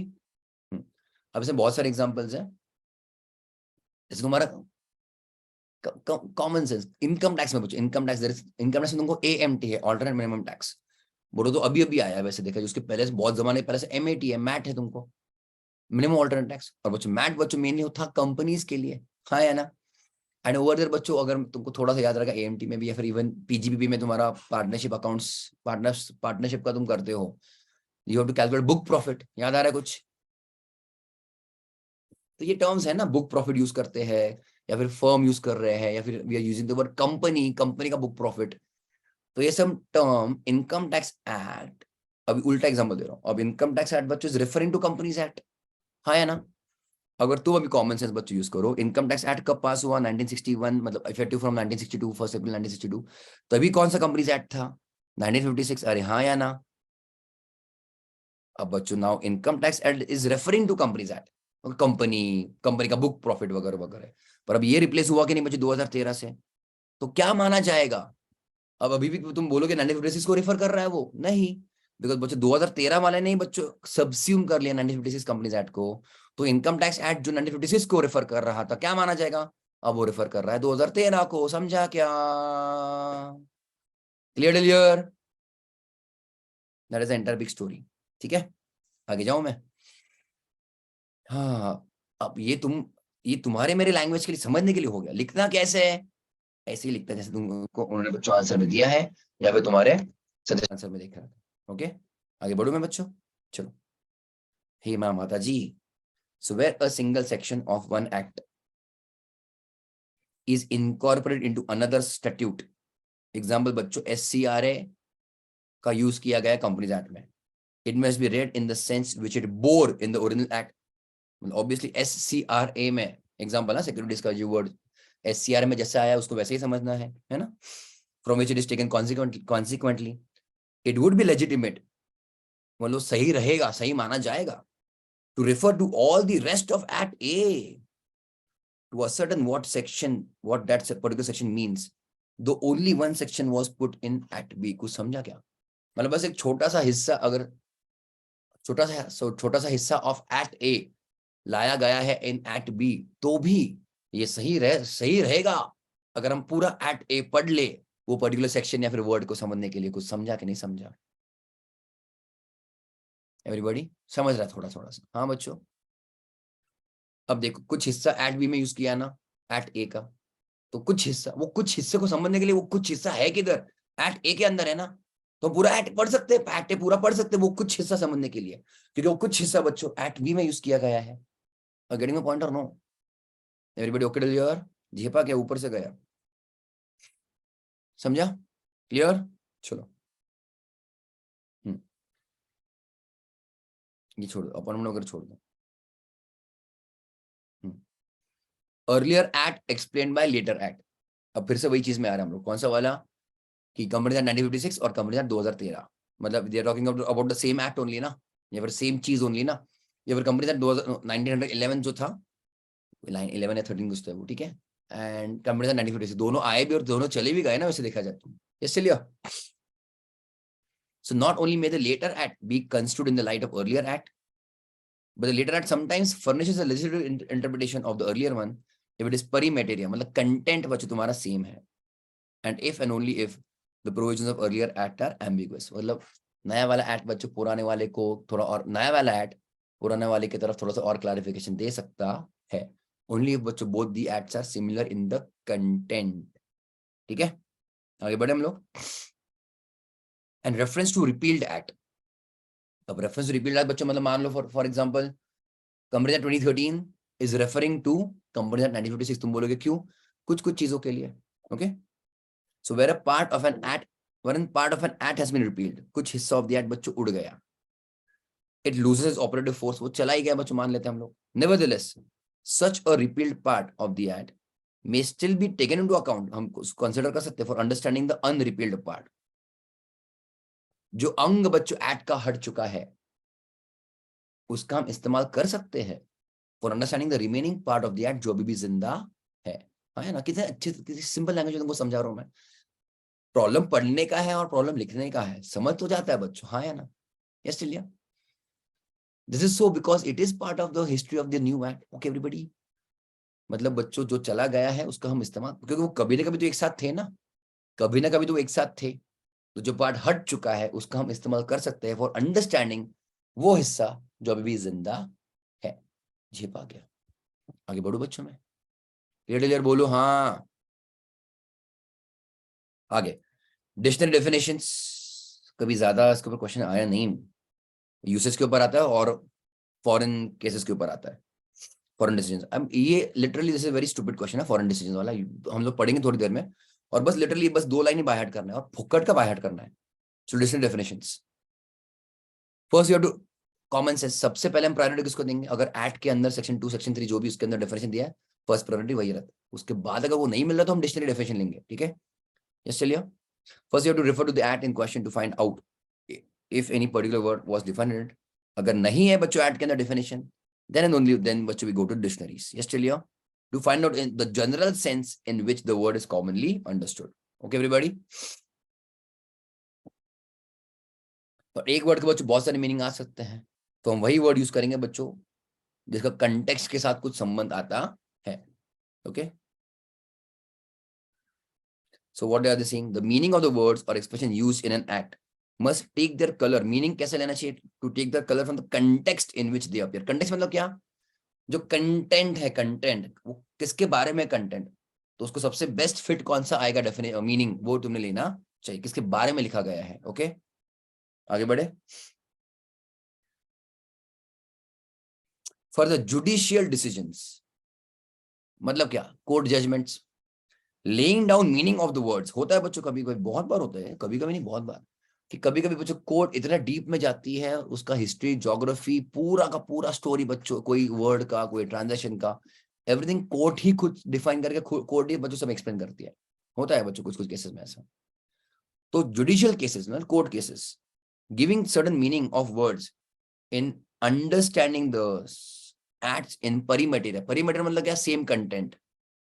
परिपशु याद है क्या बच्चों, परिपशु, अरे चुप ना, परिपशु याद है, परिपशु, सेम टू सेम और नो बच्चों, हाँ है ना। तो परिमेटर मतलब क्या मीनिंग है बच्चों, सेम मटेरियल। ओके, तो judicial decisions giving meaning of the words in understanding statutes of same content, same material है, will have greater weight than dictionary meaning. कुछ समझा कि नहीं?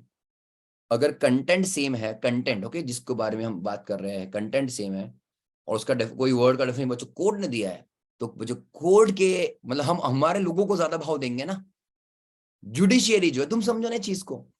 अब तुम्हारे फादर मदर ब्रदर सिस्टर जो भी रहेंगे घर में, जो भी नजदीक के लोग हैं, they are giving you some understanding about something, तुम उनको ज्यादा शायद वेटेज दोगे than the understanding given by somebody else technically.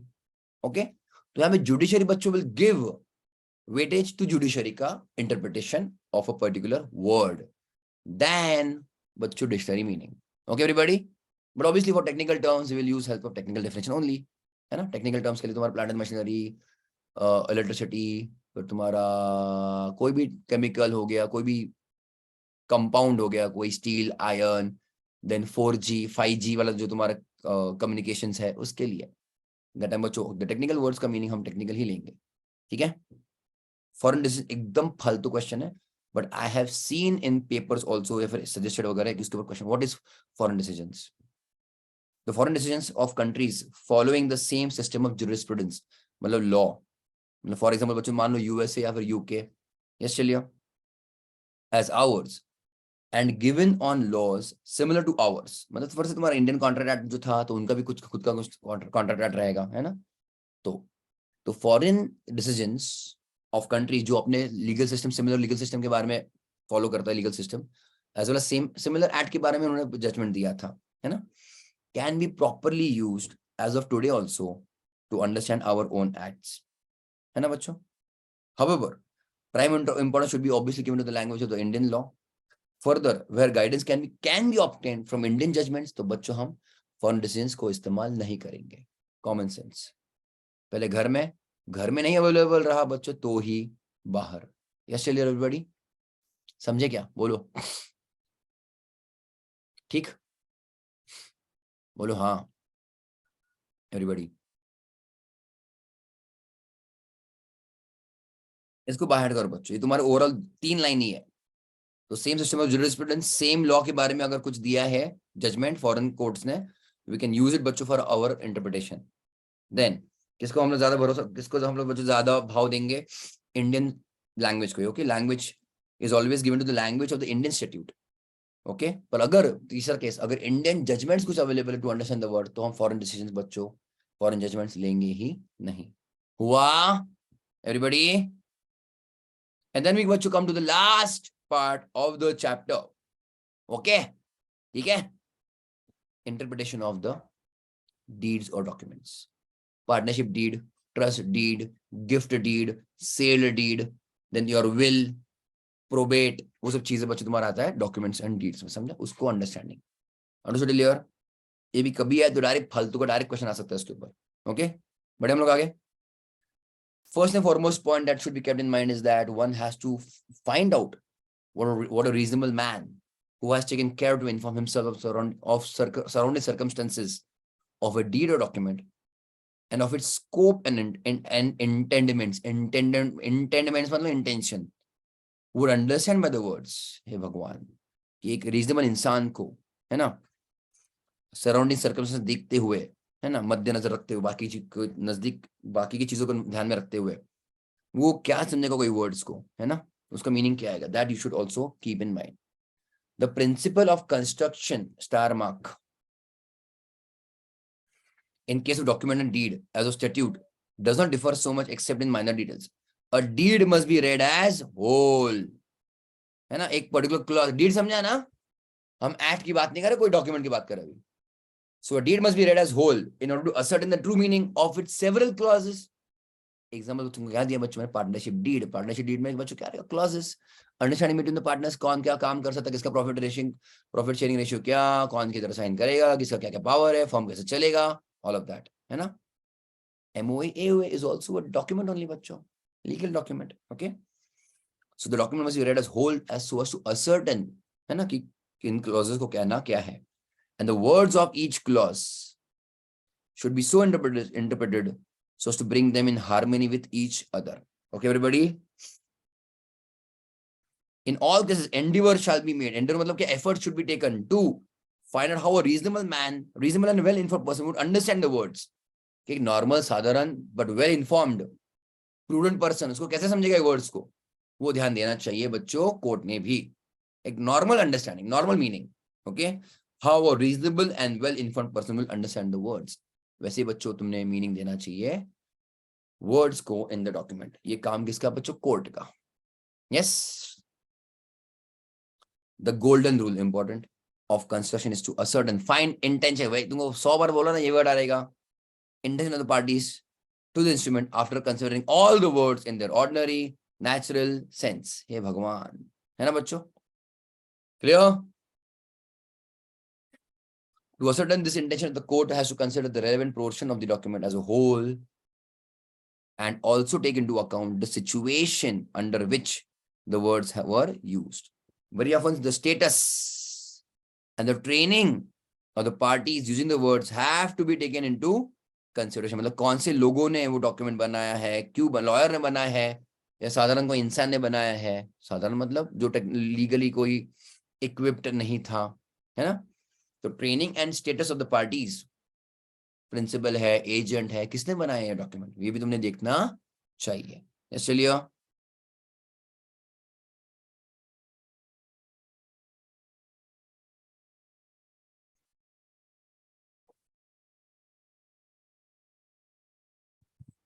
it is an elementary means basic rule of construction. Elementary means basic,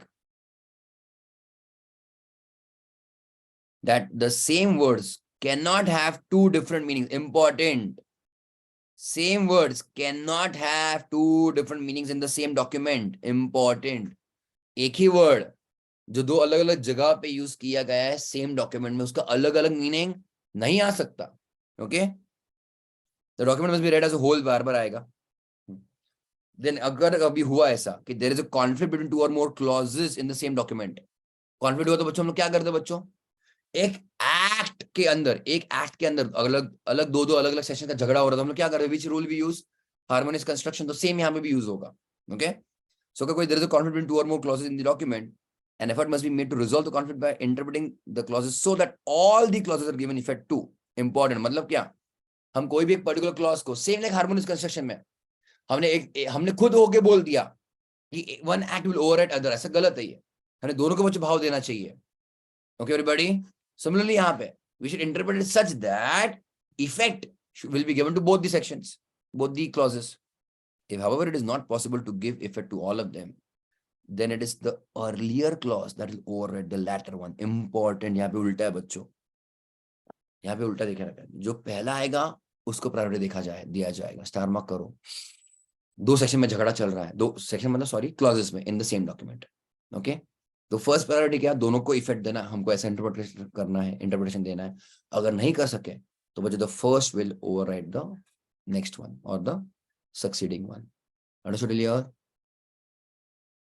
Similarly, if one part of the document is in conflict with another part, an attempt should be always made to read them harmoniously. Okay, if it is not possible, वही चीज, no one will override two. अगर मैं लिखूं बच्चों के ध्यान, एक document है ना, डीड डॉक्यूमेंट को समझा ना, एक डॉक्यूमेंट है. ओके, इसमें बहुत सारे क्लॉजेस है, clause number 1, clause number 2, clause number 3, clause number 4, clause number 5. Okay, अब बच्चों क्लॉज नंबर 2 और 4 का झगड़ा चल रहा है, because they are talking about, हाँ इन केस ऑफ एक्ट उल्टा होता है क्या, ओके, मैं डॉक्यूमेंट की बात करूं फिलहाल, ठीक है। अगर ऐसा हुआ, एक्ट नंबर पॉइंट नंबर 2 और पॉइंट नंबर 4 का झगड़ा है, सो बच्चों 2 will override 4। In case of act हमने देखा था कि अगर 2 एक्ट्स है तो यस, नया वाला बच्चों विल ओवरराइड द पुराना वाला एक्ट। यस, चलिए आगे बढ़े हम लोग। एक्सप्लेन रूल ऑफ हेडन्स केस, तो जो डायरेक्ट क्वेश्चन है मैं तो उसमें जाने की जरूरत ही नहीं, तुमको बच्चों पढ़ना ही पढ़ना है। And you know this quite clearly, जो आंसर है वो तो ऊपर के स्टडी मटेरियल में से छापा है, तो उसमें कुछ नया आंसर नहीं है।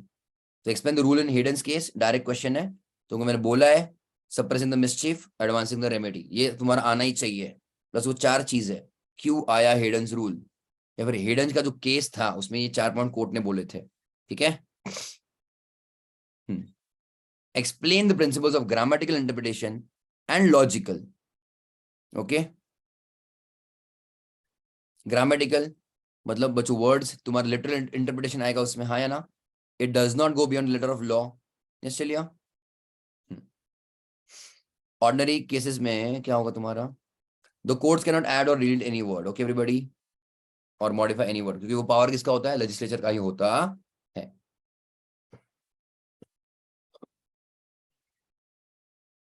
पर if there are two possible constructions of a clause, मतलब 2 अंडरस्टैंडिंग आ सकते हैं क्लॉज के, द कोर्ट्स में refer to logical understanding, concession मतलब अंडरस्टैंडिंग मतलब इंटरप्रिटेशन मान लेना। ओके, आंसर्स थोड़े बच्चों तुमको यहाँ पे बाय हार्ट करने ही पड़ेंगे, करना ही पड़ेगा बच्चों, ओके, बिकॉज यहाँ पे स्ट्रेट फॉरवर्ड कुछ नहीं है। पेपर चेकर बच्चों तुमको पता है क्या है स्टोरी, तुम ओके, कि यहाँ पे तुम्हारे सामने जो आंसर दिया पेपर चेकर के, वो तुम्हारे आंसर के साथ चेक करने वाला है। तो जितना हो सके एटलीस्ट फॉर दीज चैप्टर्स 10 बार पढ़ो, तुम्हारे दिमाग में बैठ जाएगा वो चीज़ है। और जो मैंने हाईलाइट किया, बोल्ड किया, जो भी रहेगा दैट यू कैन ऑलवेज, वो चीज तुम्हारे कम से कम आनी चाहिए, और उसको तुम अंडरलाइन कर दो ना तुम्हारे आंसर में। Okay everybody, what is the effect of proviso आया, it takes out from general provision and provides for it in as a separate case. Does it qualify main provisions of the enactment? Check karo. Carves out an exception to the main provisions. Yes, Celia? Yes. So accept something or qualify something from the particular section, है ना? दूसरा क्या? Does an explanation added to a section widen the scope? No, it does not. It does not widen, it does not increase the scope of the section. It does not. Okay? तो explanation क्या है वो story डाल दिया और उसके बाद एक लाइन डाल दिया कि नहीं बाबा, वो तुम्हारा सेक्शन का स्कोप नहीं बढ़ाता है। Okay, government textile limited has entered into a contract with the company, you are invited to read and interpret the document of contract. What are the rules of interpretation of deeds and documents that would apply? Direct question है ये भी, ऊपर का story है but look at the line, what are the rules. ऊपर का story कुछ काम का ही नहीं है, व्हाट आर द रूल्स, तो पूरा ऊपर का पैराग्राफ ने छापा है। First and foremost point that has to be borne in mind that is that one has to find out what a reasonable man who has taken care to of inform himself, है ना, उसको कैसे समझेगा, would understand by the words in the use in the deed. It is inexpedient to construe the terms of one deed by reference to terms of another. Further, it is well established that the same word cannot have 2 different meanings in the same document. Yes, still here? Then, inexpedient means अच्छा नहीं है, not good. To understand terms of one deed by using terms of another deed. एक document को समझने के लिए दूसरा document नहीं, खुद से ही करना ही पड़ेगा। फिर वो गोल्डन रूल है ना, पार्टीज का इंटेंशन क्या था डॉक्यूमेंट बनाते वक्त। यस, चलिए। Then some part of the document have to be read as a whole, ठीक है, करोगे ये। Then status and training of parties ध्यान में रखना चाहिए वाल अंडरस्टैंडिंग, कि भाई ऑर्डिनरी पर्सन को कैसे समझेगा वर्ड्स, है ना।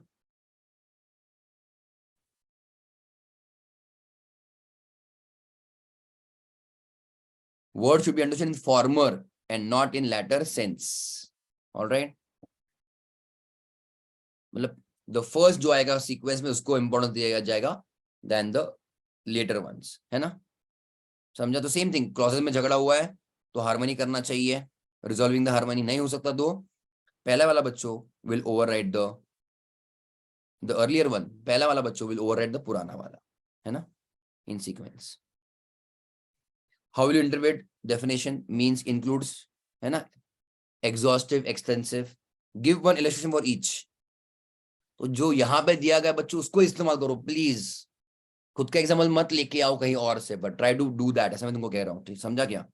Director means director appointed by the board, वो आता है ना, वो एग्जॉस्टिव है. देन WDB इंक्लूड्स, ठीक है, प्लीज याद रखना, ठीक है everybody. Differentiate mandatory and directory. अगर पावर दिया है, ड्यूटी दिया है, मैंडेटरी. अगर बस पावर दिया, ड्यूटी नहीं, डिस्क्रिप्शन चॉइस है, तो डायरेक्टरी. हाँ या ना? इसको लिखना है, वो आंसर पढ़ना है बच्चों. क्लियर करोगे ना? I am putting this things on you बच्चों, चलेगा? सो मैंडेटरी मतलब स्ट्रिक्टली ऑब्जर्व करना ही पड़ेगा. डायरेक्टरी मतलब it is will be sufficient and substantially complete with, है ना, चॉइस है तुम्हारे पास. Okay everybody. Power with duty mandatory. Yes चलिए. Define grammatical interpretation. वाह बेटे. And exceptions. एक्सेप्शन बच्चों कब आएगा? व्हेन ग्रामेटिकल इंटरप्रिटेशन बच्चों लीड्स टू इलॉजिकल अंडरस्टैंडिंग, है ना, ग्रामेटिकल यूज करके कुछ आंसर फायदा ही नहीं आ रहा है, तो बच्चों हम लॉजिकल में जाएंगे. क्लियर? एक्सेप्शंस, ठीक है. तो grammatically it does not go beyond the letter of law. The code can not add और मॉडिफाई द वर्ड. ये बच्चों बार बार रिपीट आ रहा है. ग्रामेटिकल को बच्चों ध्यान देना, स्टार मार्क कर दो प्लीज ग्रामेटिकल को. ओके तो कब बच्चों कोड बाहर जा सकती है? जो टेक्स्ट है it leads to unreasonable interpretation. Yes चलिए, है ना, तो हम लॉजिकल वाले में जाएंगे बच्चों. हाँ या ना? ठीक है. The letter of the law itself is logically defective on account of ambiguity, है ना. तो बच्चों कोड को जाना पड़ेगा लेटर्स के बाहर, दूसरी दुनिया में, जैसे हम इंटेंशन ढूंढ सके, ट्रू इंटेंशन. यस चलिए. When can preamble be used as aid of interpretation? जब सेक्शन क्लियर नहीं था ऑब्वियसली, है ना. स्कोप ऑब्जेक्ट पर्पस देता है preamble. It can not be used to control और क्वालिफाई द प्रोसेस. अगर क्लियर है, अगर चीजें क्लियर है तो प्रीएम्बल नहीं यूज कर सकते हम लोग. Okay then it can not override these plain sections. ये तो हम कर चुके थे बच्चों. तो कब यूज करेंगे हम लोग? Only when there is an ambiguity. अगर कुछ कॉन्फ्लिक्ट आए between preamble and section, the section will override the preamble. Okay everybody. तो मेन क्वेश्चन का आंसर तो इधर है. अगर कोई एम्बिग्युइटी है तो, और या फिर कोई वर्ड्स बहुत जनरल है, क्लियर कट कुछ चीजें हमको बता नहीं रही है तो, है ना. एग्जाम्पल कौन सा याद आ रहा है प्रीएम्बल का? हिंदू मैरिज एक्ट का सेक्शन 5 का मैं प्रॉब्लम था, तो बच्चों हम यूज कर सकते हैं उसका preamble. Explain how dictionary definitions can be of great help. हाँ क्या नहीं पता था हमको? इन इंटरप्रिटिंग और कंस्ट्रक्टिंग एन एक्ट. एक्ट के अंदर नहीं है डेफिनेशन, तो हम डिक्शनरी वाले के पास जाएंगे. Yes clear. फिर डिक्शनरी का डेफिनेशन वही देखेंगे जो हमारे कंटेक्स्ट को सूट होता है. Correct clear. फिर अगर कोर्ट ने कुछ वर्ड्स को डिफाइन किया तो उसको ज्यादा भाव देंगे. पूरा स्टोरी. और यस लास्ट वाला रहेगा, सॉरी, टेक्निकल वर्ड्स का बच्चों टेक्निकल डेफिनेशन से ही मीनिंग लिया जाएगा. यस और नो, वो भी आएगा तुम्हारा. मैंने तुमको आंसर दे दिया, तुमको बस लिखना है उस चीजों को. Yes clear. I hope you got the point, है ना. वही चीज है ऊपर जो अपने 10 थोड़ी देर पहले पढ़ा बच्चों. राइट लियो. प्रीएम्बल स्टार मार्क करो. आई होप यू अंडरस्टैंडिंग. प्रीएम्बल के ऊपर भी क्वेश्चन आ रहे हैं. लास्ट टाइम नहीं आया तो इस बार आने का चांस होता है बच्चों. Preamble doesn't override plain provision of the act. Yes it does not override. तो फिर से प्रीएम्बल कौन, क्या, क्यों, वो सब चीजें, और यस बोल देना कि वो नहीं करता ओवरराइड. हिंदू मैरिज एक्ट समझा. Preamble only discusses primary intention of the legislature. Okay however it can not override. देखा पूरा स्टोरी बोला बाद में बोलता है it can not override the provision of the act. Understood clear. Usage और कस्टम्स एंड प्रैक्टिसेस वही external aids of interpretation. Okay the custom is the best interpreter. The best way to interpret a document is to read it as it would have been read when made. मतलब पुराने जमाने के ancient laws, ancient documents को कैसे पढ़ते थे, तभी क्या क्या लैंग्वेज था, क्या अंडरस्टैंडिंग था, तो तभी के जमाने में जाके उसको वैसा पढ़ो, है ना, कि वो वर्ड का वो जमाने में क्या मीनिंग था, है ना. तो ये 2 लीगल मैक्सिम याद रखो बच्चों. तो कब old statutes, ancient laws, old documents should be interpreted as they would have been at the time when they were enacted or written. Yes. तो किसके लिए यूज करेंगे हम? एंशिएंट एक्ट्स के लिए बच्चों उसको यूज करेंगे, एंशिएंट लॉज के लिए यूज करेंगे, नॉट फॉर योर रिसेंट और modern laws. Like I said, I am telling you other laws थोड़ा सा तुमको रट्टा टाइप्स मतलब रिपीटेटिव पढ़ना है। कंपनी दैट इज लॉजिक अच्छा याद रखना है, एक्सेप्शन अच्छा याद रखना है, मेमोरी है। यहाँ पे लॉजिक समझता है पर प्रैक्टिकल हो नहीं पाता ऑनेस्टली, इसलिए थोड़ा रट्टे पे हमको थोड़ा भरोसा रखना पड़ता है। कंसेप्ट क्लियर करो करो, तो तुमको समझ रहा है, नो तुमको समझ रहा है थोड़ा थोड़ा 80%। ओके, तो उसके ऊपर तुम थोड़ा सा और 2-4 बार पढ़ो, क्वेश्चन आंसर्स प्रैक्टिस करो, एमटीबी आरटीबी पीवाईक्यू करो, देन यू विल बी, जो चीजों को तुमको करना ही है वो तो बाय हार्ट करना ही है। Understood everybody? Yes, I hope at least it gives you confidence in the chapter, at least कि हाँ भाई मेरी आंखों से एक बार एक चैप्टर तो हो तो गया कम से कम इतना टाइम देके, है ना बच्चों?